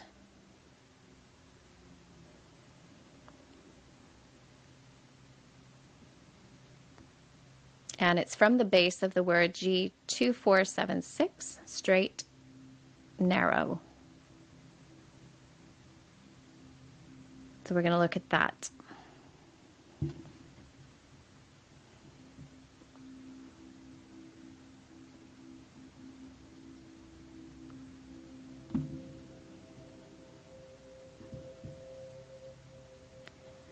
To cause or make to stand, to place, put, or set.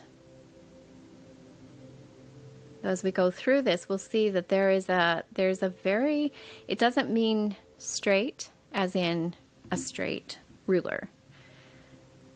It means to stand, to place, to put, to set. So in the presence of others, to make firm, to establish, to cause a person or thing to keep his or its place. Again, just that idea of the firmament. And to stand, to be kept intact. Oops, sorry about that.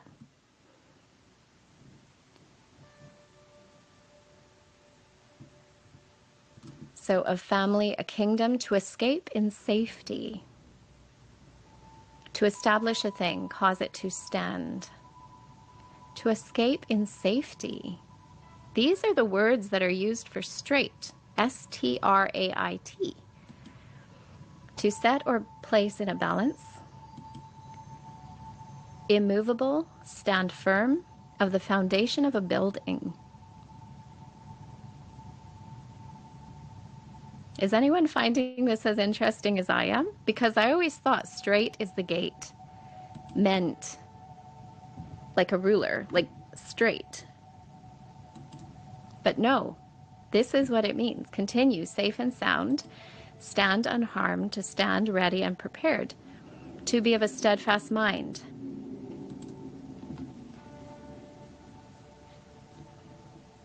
So we have this idea of standing still, firm, safety, unharmed, prepared, stand ready. All of this. Stand still to establish, and then the kingdom of family. So as it relates to the millennial kingdom, as it relates to finding Jesus, which is what we're all looking for, let's just bear this in mind, that the word straight is significant. It is significant.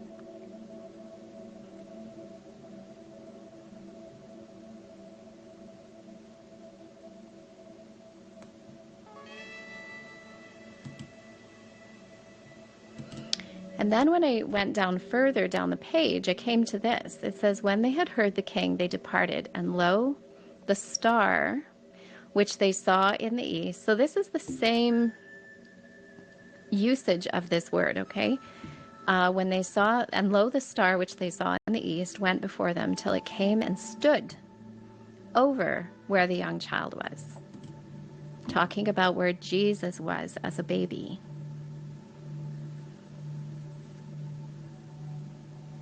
Stood over where the young child was. This is the word for straight. To stand, to be firm, the foundation. And when the devil took Jesus up to the holy city, he set him on a pinnacle of the temple. Again, the same word, straight, to stand.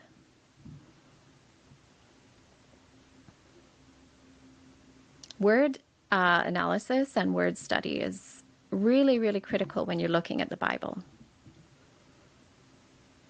And I encourage everyone to get the Blue Letter Bible on your phone. You can find any verse you want and all the words that relate to it. Okay, Strait of Anian. Now this was pretty eye-opening as well. It was believed by early modern cartographers to mark the boundary between North America and Asia, and to permit access to a northwest passage from the Arctic Ocean to the Pacific. So permitting access was a part of this, the function of this strait. The true strait was discovered, blah, blah, blah. So after the 1700s, they started to talk about it in a different way. They renamed it and made it all hazy for people to really understand. So they blurred the facts. But the old maps give us this visual of this strait being the connection between the Arctic and the Northwest, North America. So And it says it marks a boundary. And now we know in modern times, I mean, they must have known it back then too, that the international date line lined up right up there, right up next to the Strait of Anian, and went through the magnetic pole. So this boundary, this sense of a boundary and a marker is, again, it's something you need to pay attention to on these maps.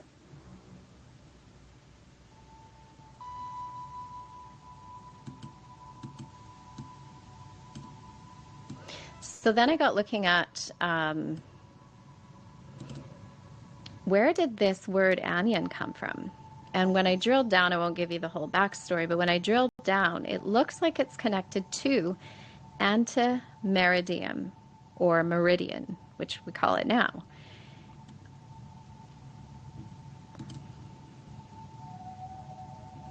And that stands for AM. So your early time of the day, your morning half of the day, or your front half of the day is AM, and your second half of the day is PM.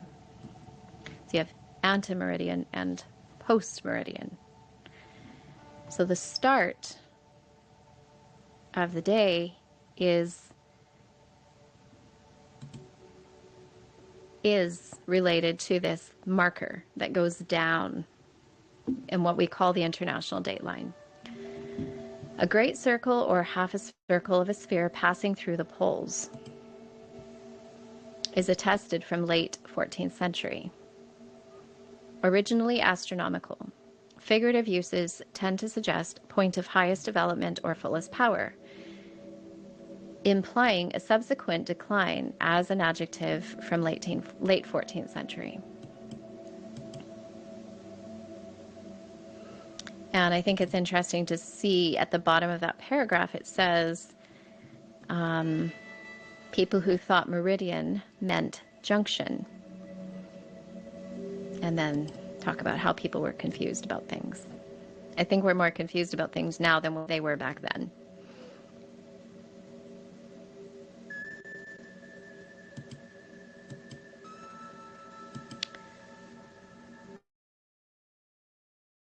All right, so yeah, we'll pause it there for right now. But you know, if you want to check out the rest of that video and other videos she has, I shared her channel there in chat.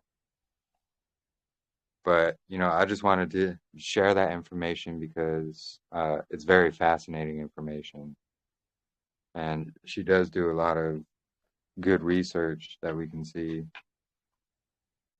I mean, she uses the J name and all that, but you know, the rest of the information is pretty amazing.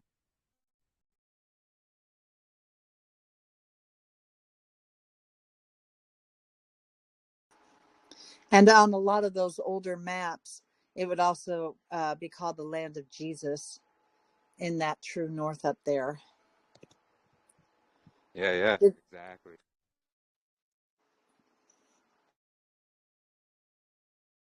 Yeah, I called it the land of Yahusha, but yeah. And yeah, I shared a link right. up here. Here you go, Sister Marissa. And anybody else, there's the direct link to that video.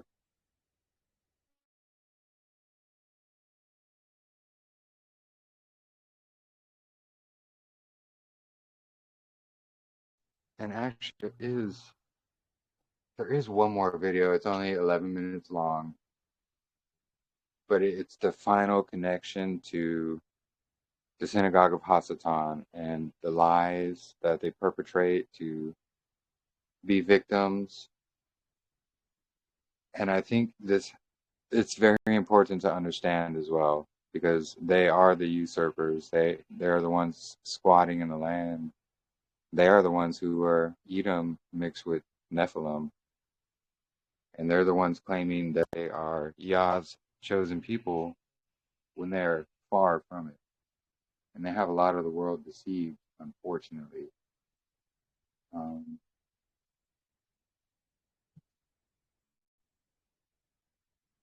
if not all Bibles around the world translate to Jesus or some variant of it.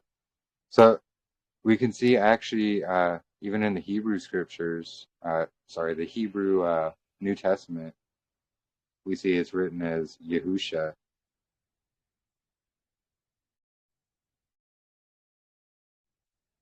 No, so the translators translated it from Yahusha, or however you would like to pronounce it in Hebrew, and they changed it to Jesus. And because we know J's they weren't around at that time. And there are spellings in the Greek where it's Iosus or whatever, however you spell it. Yeah, that's what it showed on those old maps. Instead of J, it was with the I. Yeah. So I was calling it the land of Yahusha because that's how I pronounce it. So Right, of course. I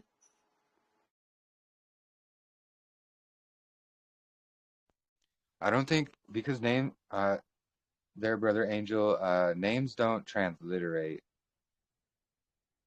but you can spell it in your native language. So, like, for example, someone from, let's say, Mexico, and their name's Mateo. And Mateo is Spanish for Matthew. So if let's say he comes from Mexico, he comes here to the U.S., and people start calling him Matthew. And he's like, no, I'm Mateo. But people keep calling him Matthew. Like, that's not right because Matthew's not his name. It's Mateo.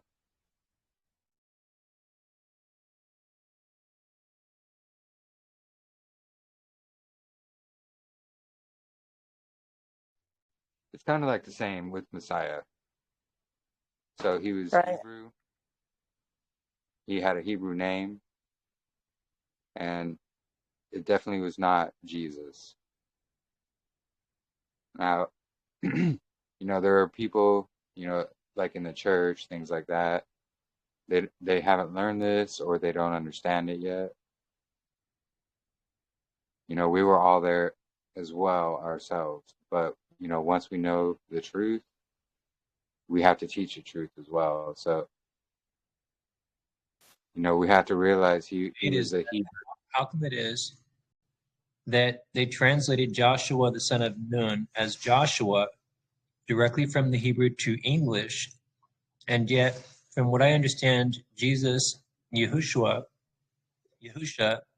are supposed to have the same name as Joshua the son of Nun, and yet in the New Testament they didn't translate it as Joshua as it did Yahusha the son of Nun's name into English, but they left it or made it as Jesus instead of No, yeah. Joshua also in the New Testament, if that makes sense. Yeah, no, exactly. And that's kind of what I was speaking about the English language as well. So it's a deception. So Yahusha would technically translate to Joshua and not Jesus. So that, just like Sister Germaine said here, it's part of the deception and it's very deep. And, it's not really about pronunciations, but it's about, do you truly believe in the biblical Messiah and what it says, not what some church says. But like I said, once we know the truth, we have to understand he was a Hebrew Israelite, so he had a Hebrew name. And J's are more recent. There are translations in the Greek where it's Isus or whatever, but in the Hebrew New Testament, and there's actually a tab in our library group with links to the Hebrew New Testaments, and you can download the PDFs. But it's spelled Yahusha. So, I mean, I think that was a play that they were trying to do, like a trick on words or something with the Greek. and that's why they really push the Greek. Because if you actually look at the Hebrew and some of the verses, some of the Greek, the Hebrew is more accurate and it aligns more than what they would say the Greek is saying, you know. Here it's in our library group. Here, let me find the thing here.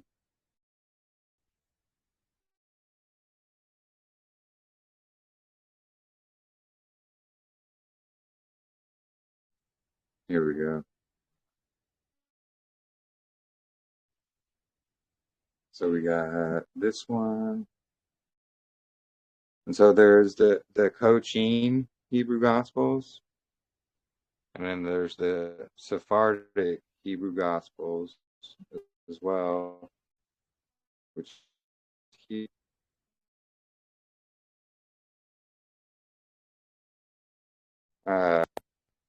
it's Revelation, or no, James and Jude, that's what it is.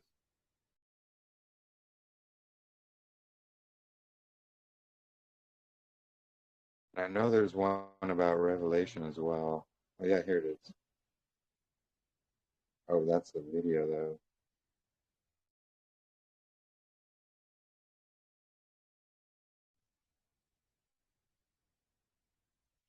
But yeah, all of that, those are, you can go to those sites and download the PDF.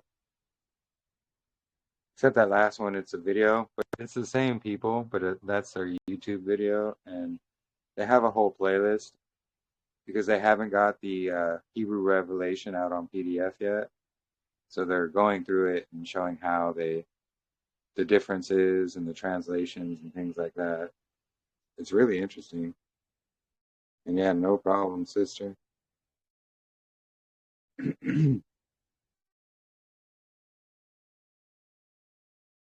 Yeah, it's quite a difference when you read things like in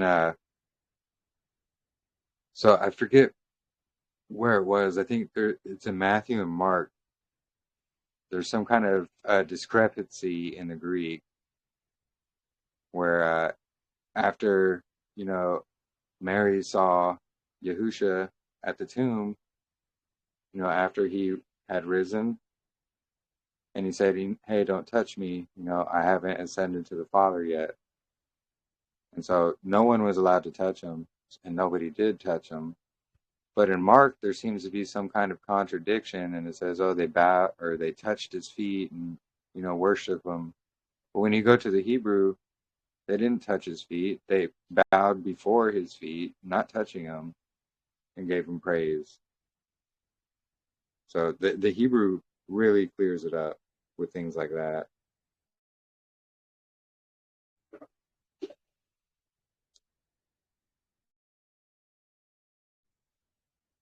Yeah, exactly, Micah. Yeah, he says, forgive them not, for they know what they do. And that you can also, it's even right there in the Greek when you go and look at it. You go to the Greek interlinear, and it says, forgive them not, for they know what they do. And they mistranslate it to say, forgive them, for they know not what they do. Well, the Pharisees were literally trampling on Yahuwah's temple. They trampled on his laws and his Torah, his statutes, commands. They spit in his face. They refused to say his name. I don't think there's any forgiveness for blatant sin. And we don't see that because when you blatantly sin like that and you're spitting in the face of Yahuwah, he's not just going to forgive that. You know, that's why they're Pharisees.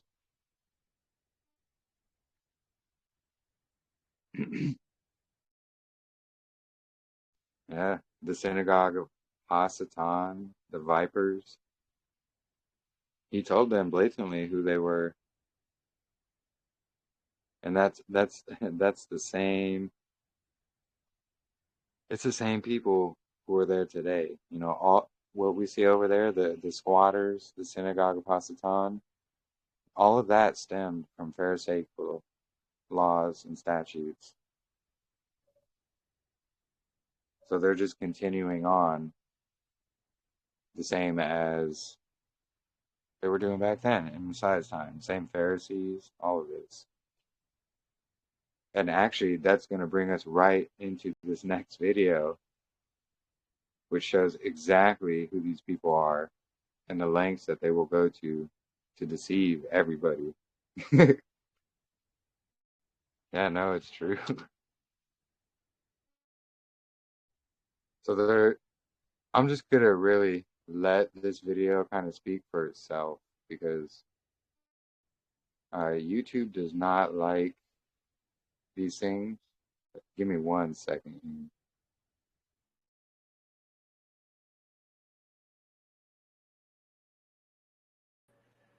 So yeah, no, YouTube does not like these kind of videos. Here, come on. Sorry, trying to get my share screen up here. But this is just going to show a little bit of the history and about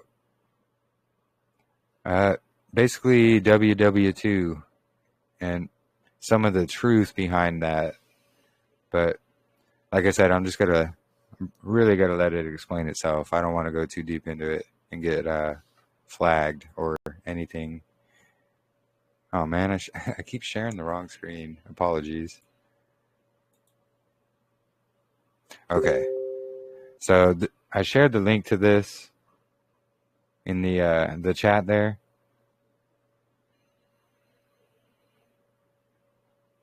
And 1 second here.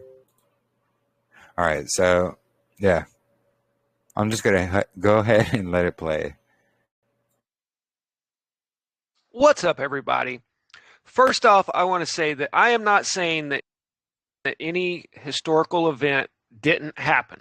That's other channels telling everybody all history's fake. I know all of these events happen, but it's what we've been told about these that I have a problem with often. And what we've been told about some things are completely blown out of proportion. That being said, the rest of this is completely hypothetical. I just thought we'd look at a few things here and do some math just for fun. What we're looking at here are communal bread ovens. These can be found in pretty much every village throughout Europe, because used to you would have a baker that baked all of the bread for the town, and this goes back for thousands of years. It was done the same way back in the Roman Empire. We kind of take ovens for granted nowadays, but used to it was kind of a big deal to have an oven. Maybe the nobility would have their own, but pretty much the whole town would get their bread from one baker. Some of these were pretty large. You can see this guy crawling up in there to clean it out. And these could have maybe been used for other purposes. You know, we'll talk more about that later.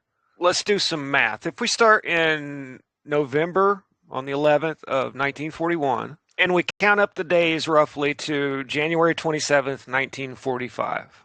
Starting in January of 42, you have 1, 2, 3 years and 1 month to the end of January. Then add on November and December at the end of 41. That's 3 years, 3 months.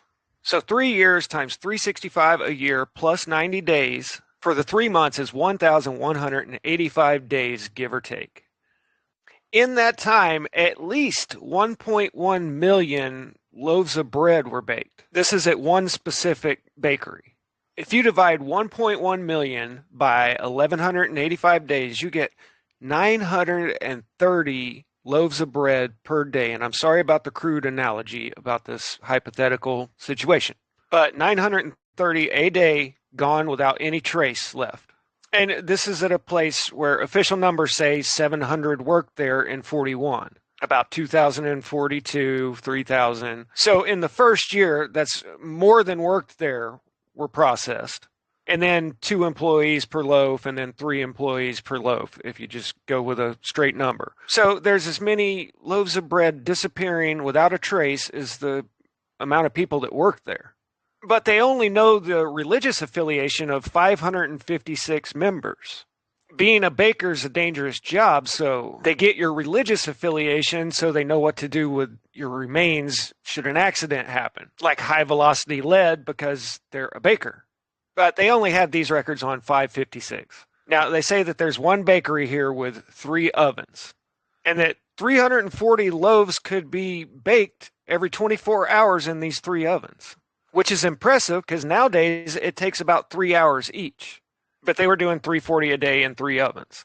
And then later, they shut it down, opened up 4 new ones, and then used the first one as storage. That's why they tore out the furnaces and the chimneys, and there's no trace of them being there in bakery number 1. Now, I'm not sure if this is number 1 or number 2, but it says it's the bakery where 930 loaves of bread were baked every single day. This is what 1,000 people in a theater look like, in case anybody was wondering.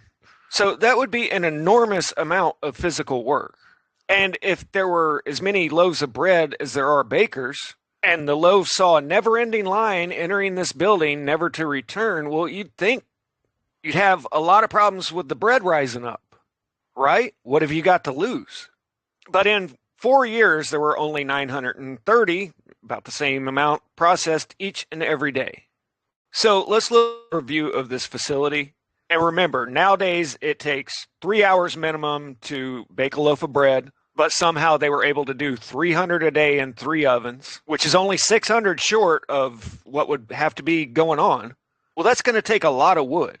They usually wait a few days because, a loaf of bread is 70% water. So here are the railroad tracks, and each rail car can fit about 100 loaves of bread. So those would be marched all the way across the camp right there for everybody to see, 900 a day, up here to the bakery. Plus another 5 train cars or so of wood would have to be hauled. I mean, that's a good little distance, quarter mile or so. Some people are known for their efficiency and engineering, so it would make sense to, put the train tracks right next to the bakery. But nah, they just hauled everything by hand. That's not very efficient. Okay, so you can see the smoke up there. But I guess this was their day off because there's no smoke coming out of the bakery. And you have just a walking path right there that leads into it. So where's the mountain of wood piled up? And why didn't they put the bakery right next to the train tracks? Now, other accounts say this was a bakery, that's a bakery, that one, that one. Okay, but there's still only smoke from one area. Must have been another day off. Some accounts say this was all being done completely outside of the facilities. And then the bread rising areas, those were destroyed. So there's no trace left of them. And then the other one, well, it's partially dismantled. They took the main equipment out, so not much trace of anything going on there. And you notice how this is right next to the disinfection building? This still happens today. If you're checking into any facility, they throw this powder all over you to kill any lice or anything like that. Now, everybody's heard of these horrific bread rising chambers, and this was the yeast that they were using, which has tiny, tiny amounts of hydrogen cyanide. And this was used to eliminate lice and pests. And notice how the disinfection building is right next to the bread rising chamber that got completely destroyed. This stuff is so vile that it's still used as a pesticide in California fields in 2018. And the head of the EPA said that this substance was insufficient to declare it a health hazard. But back in the day, they marched 1,000 loaves a day all the way across camp and used a pesticide that's still quietly used to eliminate them. So if that wasn't enough to make you wonder about what you've been told, I've saved the really compelling evidence for here. Everybody's heard of solitary confinement, right? That's where when people are acting up, causing trouble, getting in fights, they're sent here. It's a detention inside of a detention in order to deter people from acting out. I'm going to call this Block 11 in this hypothetical scenario. And this is where you send people suspected of sabotage, contact with outsiders, people who tried to get away, and just all the rabble-rousers. So if you're in a place where almost 1,000 people a day are being marched into here and never heard of again, not a trace of their existence, if you had somebody that was causing problems, wouldn't you just move them to the front of this line? I mean, seriously, come on. You're just unceremoniously dispatching 1,000 people a day. But then when you have somebody that doesn't just quietly march off of the train and carry a whole bunch of wood with them, evidently, then you pull them out of line and you put them in solitary confinement? Wouldn't that be a step up from the situation they were in just before that? Yeah, that doesn't make any sense. And then there's this. Between Block 10 and 11, they have a place known as the Wall. And they say the first eliminations took here in November of 41. On November 11th, 151 were taken there and dispatched. And they say this went on to be 4,500 altogether. So you're in a place where 1,000 people a day quietly disembark the train, march a quarter mile over here, and just accept their fate with only a staff of about 700 to do all this. Then why did you need the wall? I mean, the same thing's happening to everybody all day long, right? Just train load after train load. People would. But if you got out of line, then you got taken to the wall. It doesn't add up. None of it does. See, now they've got these documentaries out trying to explain the psychology behind everything. And they're literally explaining to you that this staff, this is the actual staff, is running a bakery that bakes 1,000 loaves of bread a day. And they're all just out here smiling. Yeah, no big deal. We can do that. And we're all just completely socio-psychopathic. Did you know that they were looking for mass resting place evidence for 80 years before finding it? In 2021, they finally found 12 altogether. And this was along a route that was known for a forced march. It was in the middle of winter and not everybody made the journey. In that same 80 years, people have wrote hundreds of articles explaining why there is no physical evidence whatsoever to support anything close to what is being claimed. And then there's the Enberg trials. Everybody's heard of these. These are actually defendants here that are all laughing. That's Goering on the far left, Hess right next to him. And man, you would think if 6 million had disappeared that there would be a lot of people sitting here in the defendant's chair. But a grand total of 21 defendants ever stood trial for that whole thing. Out of the 21, 19 were convicted and 3 were acquitted, and of those, 12 were sentenced to the wall. So day in, day out, 930 loaves of bread every day, nonstop to get to that number of 1.1 million, and then only 12 out of all of them. And I've only been using examples from one specific bakery, but out of all of the whole Eastern Europe, 19 were found guilty of wrongdoing, and 12 of them only were bad enough that they received the ultimate. Now back to the ovens. If you go there today, this is right there on display for everybody to see. See how nice and clean those are? Especially when compared to ovens that have actually been used. All the black soot all over them. It's almost like these were built after the fact to perpetuate a narrative. Because let's not forget that the furnaces and chimneys and some of the walls had to be torn out because they needed more storage. Because when it takes 80 years and, new technologies to finally find these hidden resting places, you better have something to show the world. Like some brand new ovens. There's no way I'm going to be able to release this video. Static out.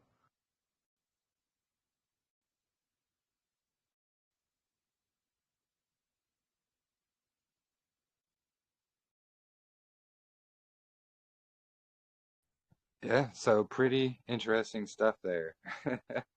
But as you can see, yeah, but that's a lot of information they don't like getting out there, and they definitely do not like that. But in that playlist there's actually quite a few videos that go into a lot of detail about that, and even there's been prominent figures that have stood up and asked for evidence and things like that, or question it, like, where is the evidence?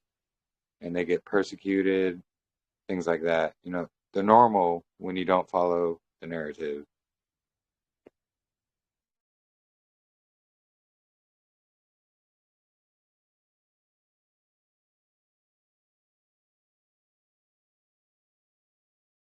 So yeah, does Jeremy, have... Oh, go ahead. Jeremy, Go ahead. remember a while back I shared the one about you are Amalek? Did you save it on? Yeah, that might be a good one to also share on the chat here with those that. Is it in the? I would have to go ahead. I think I you was just went gonna ahead ask. and when I shared it, I think you went ahead and saved it to where you have all the other videos, I believe. I think. I was Because just I would gonna have to look go right searching now. for again. I did not save it. I should have saved it, but Let me check and see. yeah, because that's really, really good one too. There's like 3 parts to it. So I believe I did, but there's a lot of videos up in there too. Yeah, I know. You do have a lot. Let's see.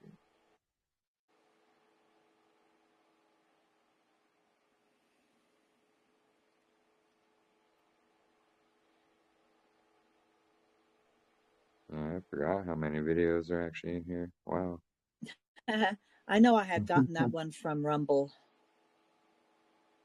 Yeah, I'm pretty sure I forwarded it here. I Yeah. thought I did.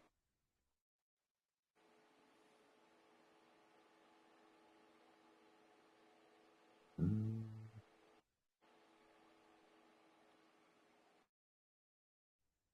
Maybe I forwarded it to a different topic. I could have swore I put it in here. I'm not seeing Yeah, it. because I remember one time you went ahead and shared it. So I was assuming you had saved it. Yeah, I thought I did as well. Yeah. I remember it. Oh my goodness. Boy, he goes into so much detail and history. He lost a lot of family and friends over it. Yeah, But we got to expose this stuff. exactly. Test everything, search out everything. Yes. I'm not seeing it in here though, sister. I don't know why. Okay, I'll try to get on Rumble and find it again, and I'll share it in the chat. Awesome, thank you. Yeah, no problem. No, that was a good video though. That was a good video, Oh I my remember. goodness. Yeah, like I said, there's 3 parts to it. Man, oh, he's did amazing research on that whole fake Israel over there. My goodness. Yeah, yeah. And we do have a tab about that. Maybe that's where it's at, actually. Ooh, there you go. Yeah, I'm sure that's probably where I put it at. Let's see. There's quite a lot of video as well. Let's So much information. see.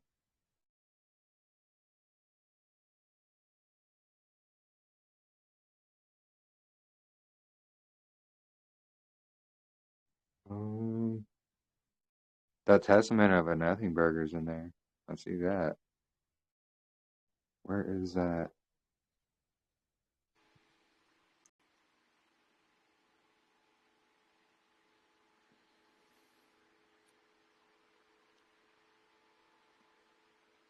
Wait, is this it? No.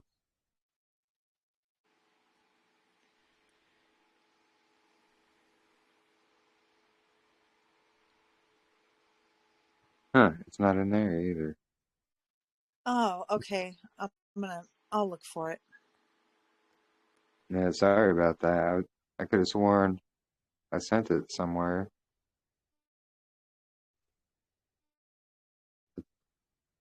I'll have to look through all the tabs later. There's so many tabs in here.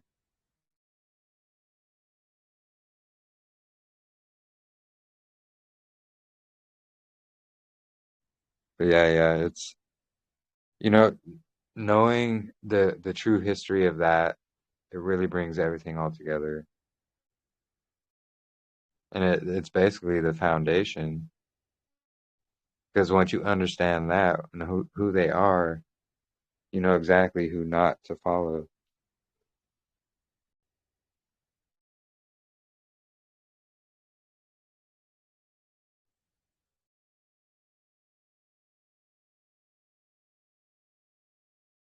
But yeah, does anybody have any questions or anything they would like to add or say or whatever?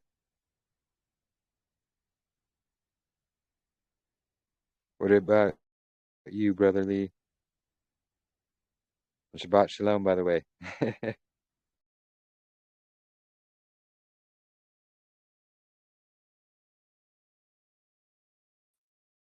Which of the scriptures that you shared, of the Hebrew scriptures, does the name Yahusha appear? I believe everywhere where you would see it as Jesus in the regular scriptures, What that's was that? where it says quote unquote Jesus in all the other translations, that's where it would be. I'm just wondering because I just looked at one of them and it says Yeshua. Yeah. Yeshua, Yahusha. Yeshua is the way they pronounce it. But when it doesn't say Jesus. That's true. It doesn't say Jesus.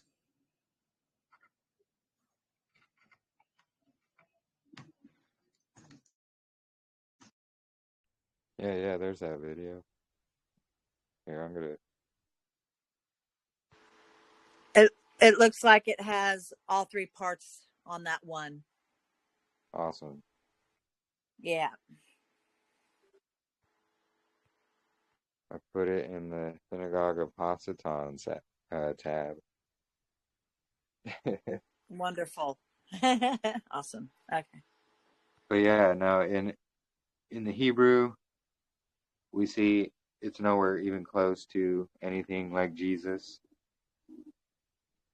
And like you were saying before, brother, it would technically translate more to Joshua and not Jesus. But we know that names don't transliterate. So your name would be still pronounced as your country of origin. And actually, so the Boss family, the ones who put together Yah's scripture, they live in Panama, and his name's Jason.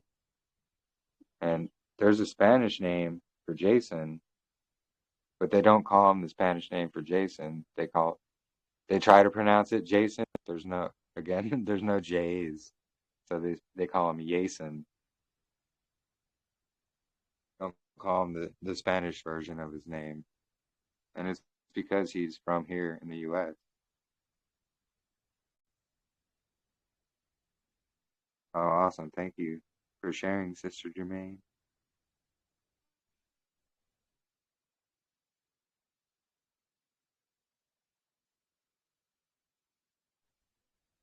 Yeah. I've done some studies about the name. I have some videos on my channel about it as well from quite a while ago.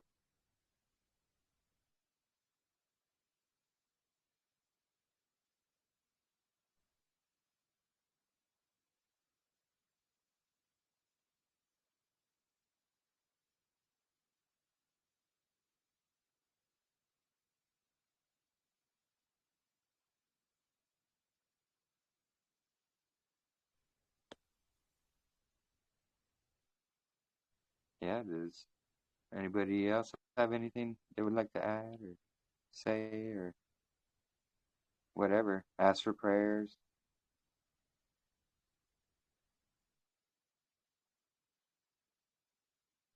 If not, we'll probably end it here soon. We It was a 6-hour fellowship today. Praise Yah.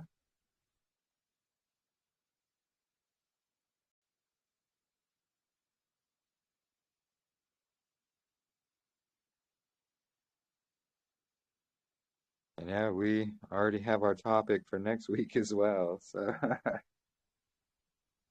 that one will be a fun one. But Looking forward to that one. yeah, so it'll be interesting for sure. And yeah, it's ironing, sharpening iron. Really, that's what it's all about. And whatever the outcome is, we can always still love one another and learn to agree to disagree on certain subjects. Yeah, absolutely. To still be loving and kind to one another, and no matter how people see it, it's just according to our own research and how we see things. So he's working with each one of us. He really is. He's working with each one of us. And I agree. And so remember, the biggest test is how we're going to treat one another. Yeah, and as long as we still have that same foundation, we agree with pretty much everything else about the same thing. I think that's right. What's most important. Right. And I think it helps to set an example for others, because honestly, the example that's been set is not very good, especially on social media. Yeah. We have to be so careful. We don't want to be that stumbling block to others, to show that, hey, even though we might not agree on everything, we're still going to love one another. And, our Heavenly Father has us at each different level of understanding and conviction. And, He knows. Yeah, absolutely. And yeah, I will definitely be praying for you there and your family, Brother Micah. It's not easy in this world right now, especially with everything that's going down. They have this whole digital ID thing coming.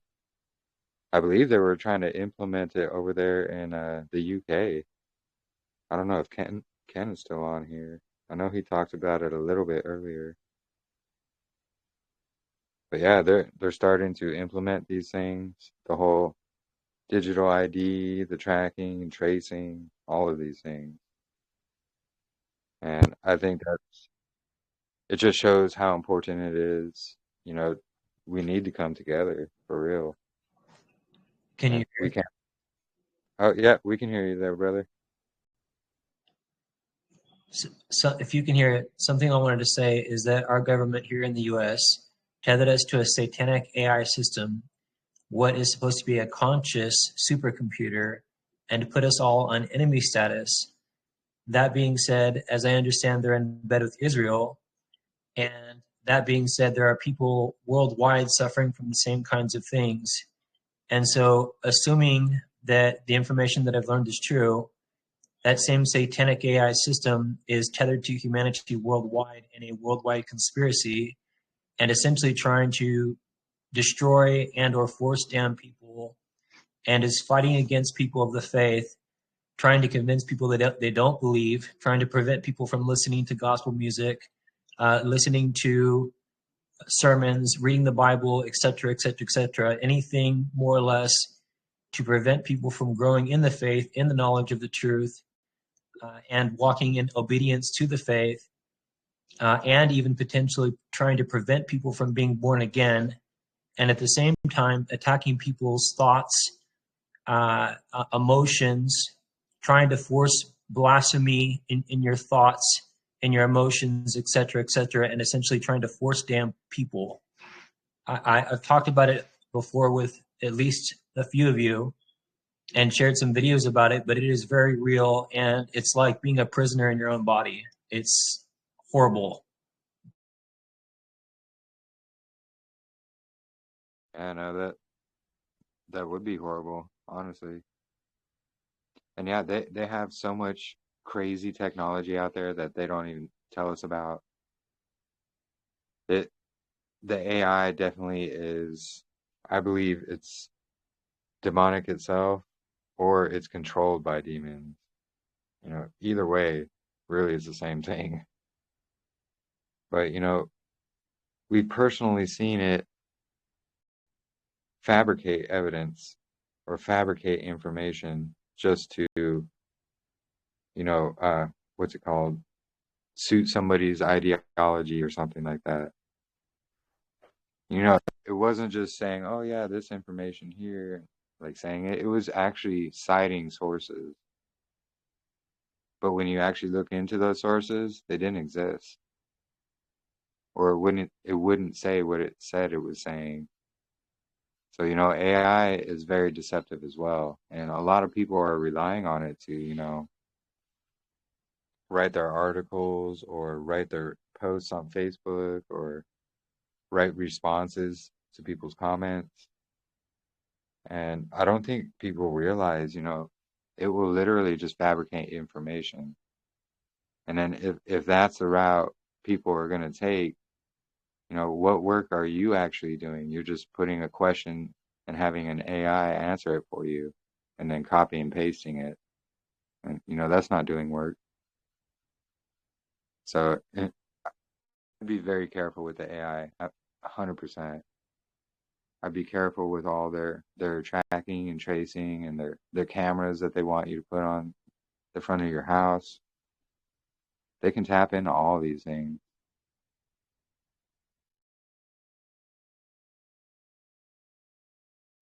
And yet, Brother Raphael, I will definitely be praying for you and your family as well. Yeah, I believe we heard all that, Angel.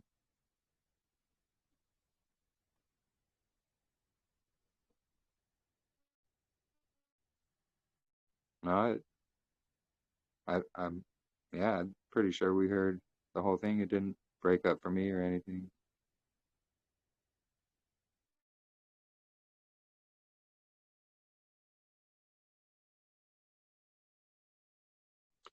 But yeah,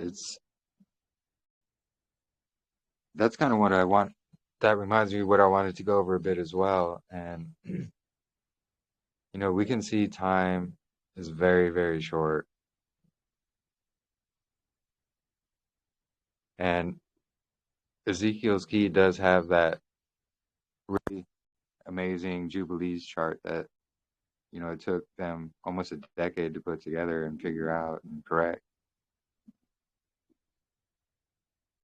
And they're saying it's coming very soon.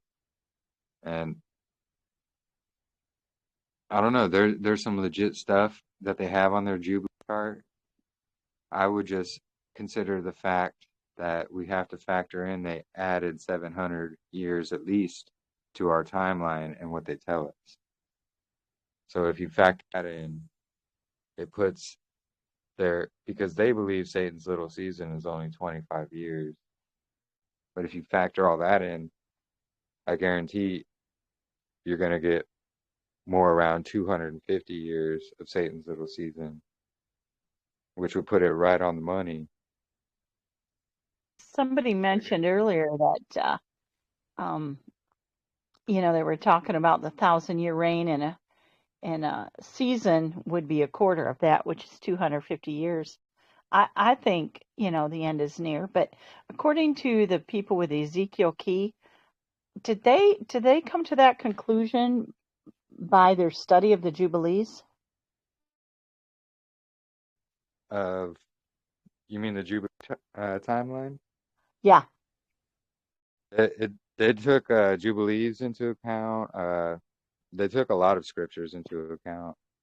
It's 144 pages, and it's definitely a lot of information to go through. But did you say that they think we've been in Satan's season for only 25 years? Well, they don't think we are in it. They think Satan's little season is only going to be 25 years. Oh, wow. Don't we wish? Yeah. And that's my thing too, is, you know, it's going to take more than 25 years to deceive all the nations of the earth. Yeah, it would take several generations. Yeah. 25 years just isn't enough. Yep. You know, literally, like, your great-grandfather will still be alive. So, I mean, they can pass on that information. Be like, oh, hey, this is how it was. Yeah. Versus several generations going by, and then that information's not lost. So yeah, that's the only qualm I really have with it, and it's because they haven't factored in the added time, Uh-huh. like that at least 700 years, and Yeah. there's also a video that shows 1,000 years could be added, but we know for sure at least 700 years worth. So Oh, when you factor, that re yeah. That oh, go ahead. reminds me. I'll post that timeline chart of the millennial reign and where they've been telling us we are, but where we really are. Okay, I'll do that right now Yeah, yeah, as soon as and I that's the can thing. find it. Yeah, no worries. Thank you, sister. And that's the thing I too think is on all. Oh, go ahead.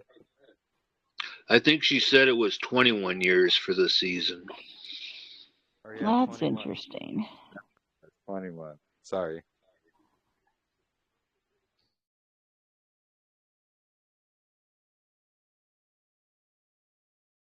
I knew it was in the 20s somewhere.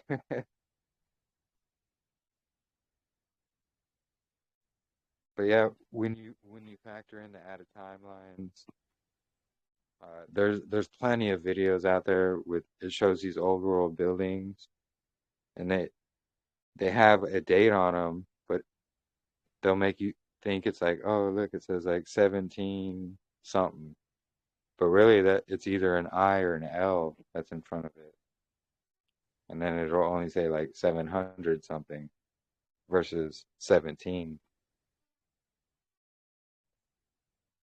And I believe those letters are probably are what they use to mark whatever age or whatever they're in. Kind of like how we have BC, AD, something similar to that. But again, that's just me speculating.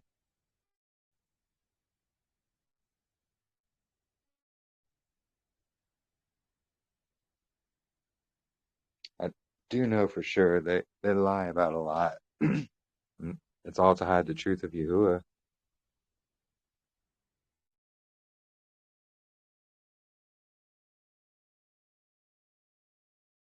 And yeah, no, I've seen that video.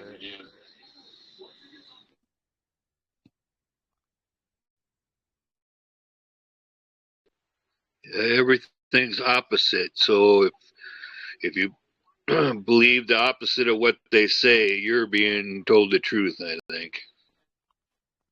Yeah, yeah. No, I agree. If you believe opposite of what the mainstream says, you're probably on the right track.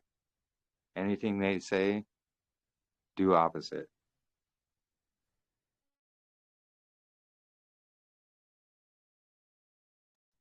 They say, "Oh, look, this Elon Musk brain chip, it's really cool and hip. You should get it."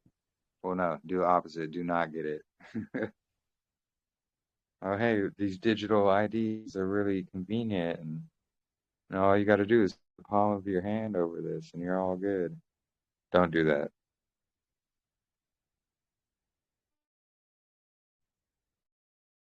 And it goes into their, again, how the English language is, it's like a spell casting language, and all the words have double meanings, or if you spell it one way, it has a totally different meaning, like we saw with the word straight there.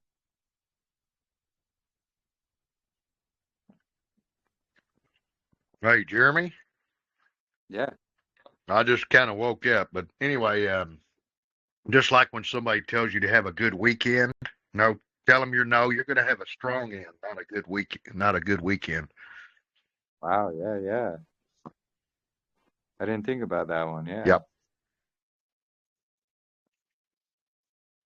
And it has to do with their maritime law that they enforce.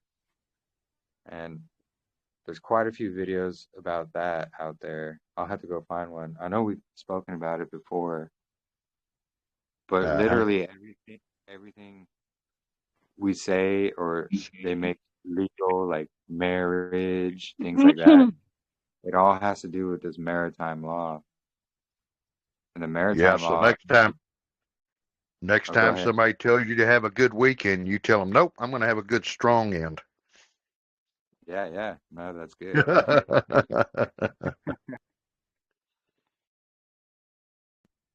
I just caught that. And just like it says, like a good morning. Well, mourning also means to, be in pain or weep, things like that, when you mourn for someone. So that's why, I'll either say Boker Tov or Grand Rising, because there is no good mourning. You're not mourning anything.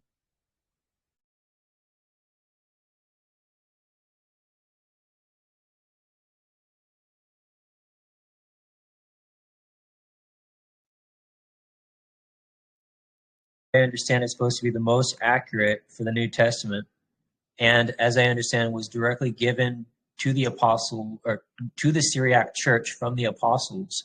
But if you notice there, not only is there a number of notable differences in the Aramaic Peshitta, but for instance, that scripture that was just shared, it essentially, the King James Version essentially is talking about the devil blinding their eyes so that they don't believe. But the Aramaic Peshitta seems to say that God, and we know who that's supposed to be, has blinded their eyes. So someone there in either the Peshitta has been corrupted or the KJV has been corrupted, but those are opposing ideas in the same scripture. Well, I think we can take a really good guess on which one would be corrupted. And it starts with King. The King James has twisted and corrupted so many different verses, and because it's based on the Masoretic. Not only that, he removed Yahuah, his name, almost 7,000 times and replaced it with Lord, because kings were called Lord, and he wanted to be associated with that. And there's also the part where it says, well, in the King James version, it says 2 men will be laying with each other and one will be taken. Well, it doesn't say that. Like, if you take it back to the Hebrew, it doesn't actually say that. So they twist things, they kind of switch things up, and that's the confusion that they make. Yeah, exactly, Angel. That's what I was going to say, but they don't like that word on YouTube, so. When does the Sabbath end? It ends at sundown. So I personally observe it, and I know others do here as well, from sunrise to sunset. And then the night is still part of that day, but it's to separate the days, to keep an unclean day from touching a set apart day like the Sabbath.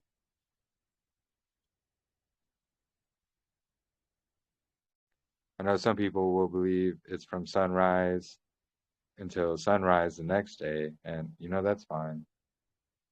Again, it is another topic that we really shouldn't separate over, but really the Zadok calendar and scriptures all support that the biblical day starts at sunrise. Yeah, and are there not 12 hours in the day? Yeah, exactly.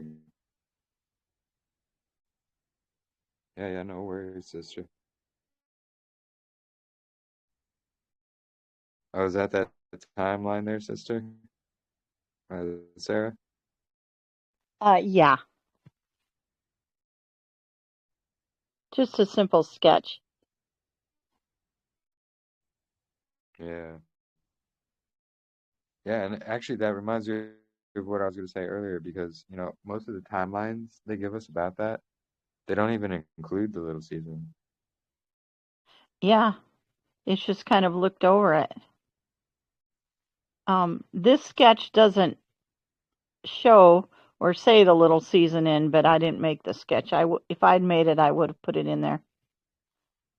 But it does show the 1,000-year reign. And the arrow, the white arrow after the 1,000-year reign to the Gog-Magog war, obviously is Satan's season. I just wish they had labeled it as such. If you can tweak that and add it, Jeremy, if you have the know-how to do that. That'd be great. And I can send you the one without the red arrows. I added the red arrows.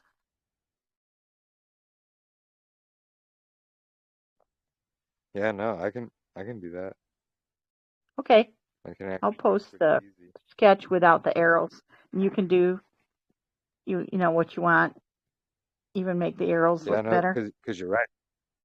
Yeah, that arrow from the millennial reign to the Gog Magog war, that's literally Satan's little season, yeah. Yeah, definitely. You're pretty good with graphics, so I'll post that. All praise to the Most High. I have a question if you guys don't care. Yeah, go ahead. You guys might have answered it because I had to turn it off a little bit earlier. But my question is, before the Gog and Magog war, will we be like, quote unquote, I don't want to say raptured, but will we be taken to the camp of saints, or like, do we know? Well, we do see that I wouldn't call it a rapture, but Yeah. when we go to the wilderness, he will protect us. And because we do see that, we have to flee to the wilderness, especially when we start seeing these major signs. And that's where Oh, we'll be protected. so it's kind of So, like just, Cheyenne, and everybody else like freaks out. yeah. Okay. Cheyenne.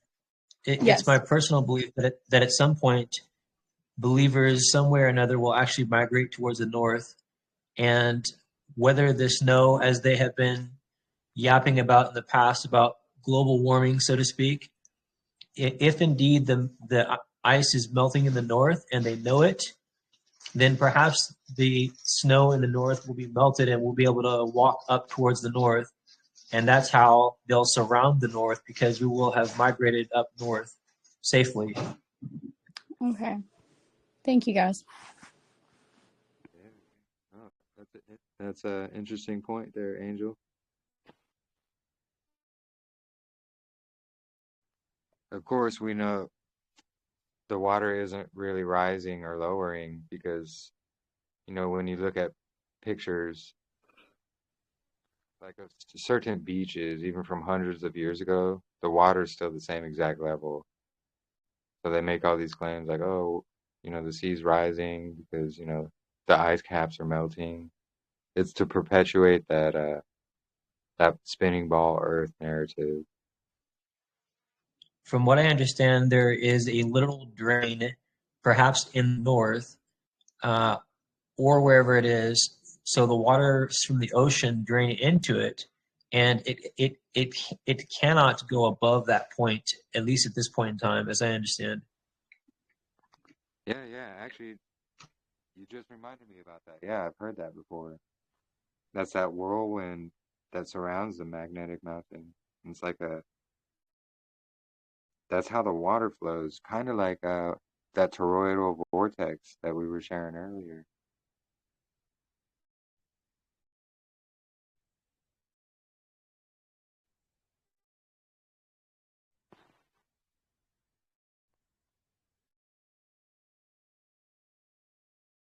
Fascinating. And and what makes what makes me think about that even more is so that channel Vibes of Cosmos, and they're the ones that actually present a lot of the moon map, how the moon is a reflection of our Earth, or not a reflection, but like a photo negative of our Earth. But he goes, when he's describing the firmament, he's basically showing that very picture that Marissa had shared earlier when I was trying to describe, our Earth being on that flat plane in the midst of that toroidal vortex. Let me see if I can find it here. Yeah. I'm actually going to save this image too, because that's a good one. So here it is.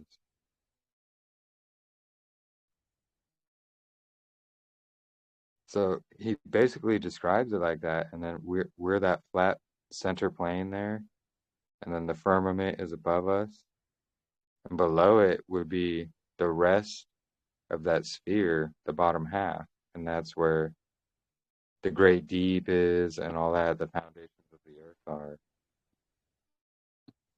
So technically it is a sphere, but we're not on this outside of this sphere. We're on that central plane in the middle there with the firmament above us.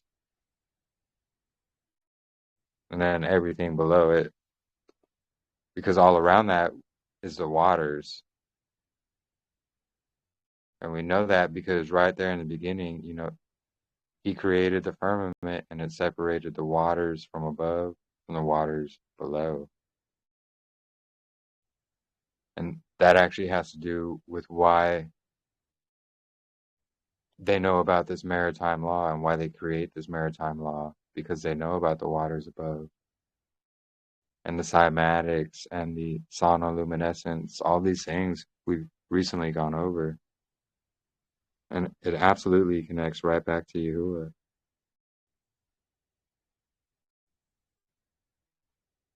It's really fascinating, honestly.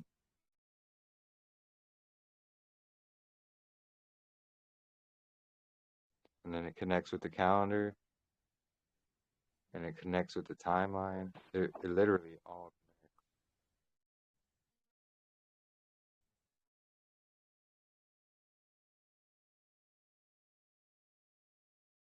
And yeah, I'll definitely, I'll just add a little text right there on that arrow uh, for that meme there, Sister Sarah.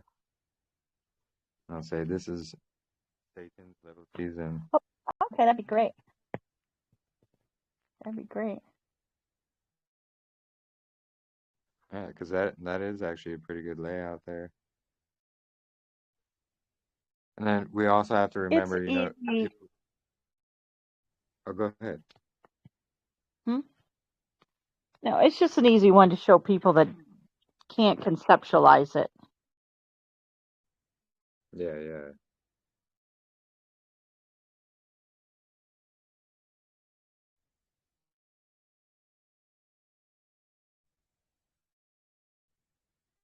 Yeah, and, they're going to make the same events play out before and after because of that deception. And so that's why we're going to see these same events play out. And we know that because there's nothing new under the sun. So he's just going to repeat everything he did to deceive everybody before. But this time, Messiah and all of that is hidden from us. And all we have is the Ruach to guide us. Like Yahuwah is not taking us to a mountain like he did to Moses, telling us exactly, like, hey, this is how it is. We have to search it out, and with the Ruach and with each other, coming together. Because it's not like the time of Messiah either, where we have Messiah physically right in front of us, and he's telling us how it is. The children of Israel, when they were being taken out of Egypt, they saw the pillar of fire and the cloud. They heard Yahuwah speak. They heard his voice, and they couldn't stand it. So they said, "No, Moses, you go talk to him," because he was going to tell them the commands himself. But they got all scared. They didn't want to hear it, and they said, "No, you go, Moses." And so he took Moses up and told him the commands.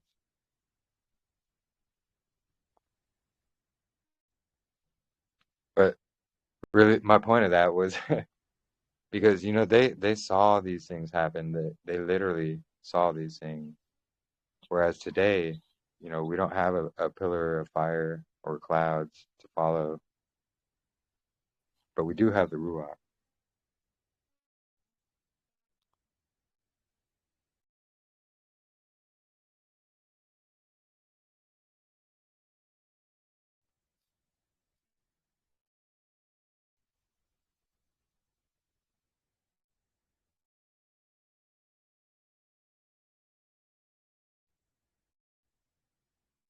Yeah, it's just important to have discernment and to be able to discern all the lies versus what the truth is. And, they certainly feed us a whole lot of lies. And it's all to, deceive the entire earth, to hide the truth of Yahuah. Like I said earlier, there's not one nation on the earth that actually follows the truth.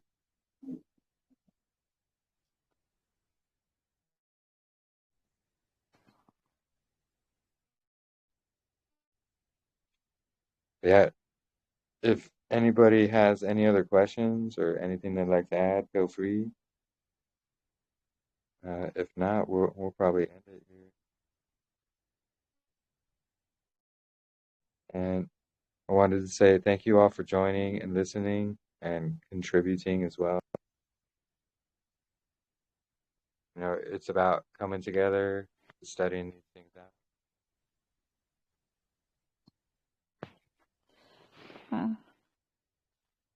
Yep.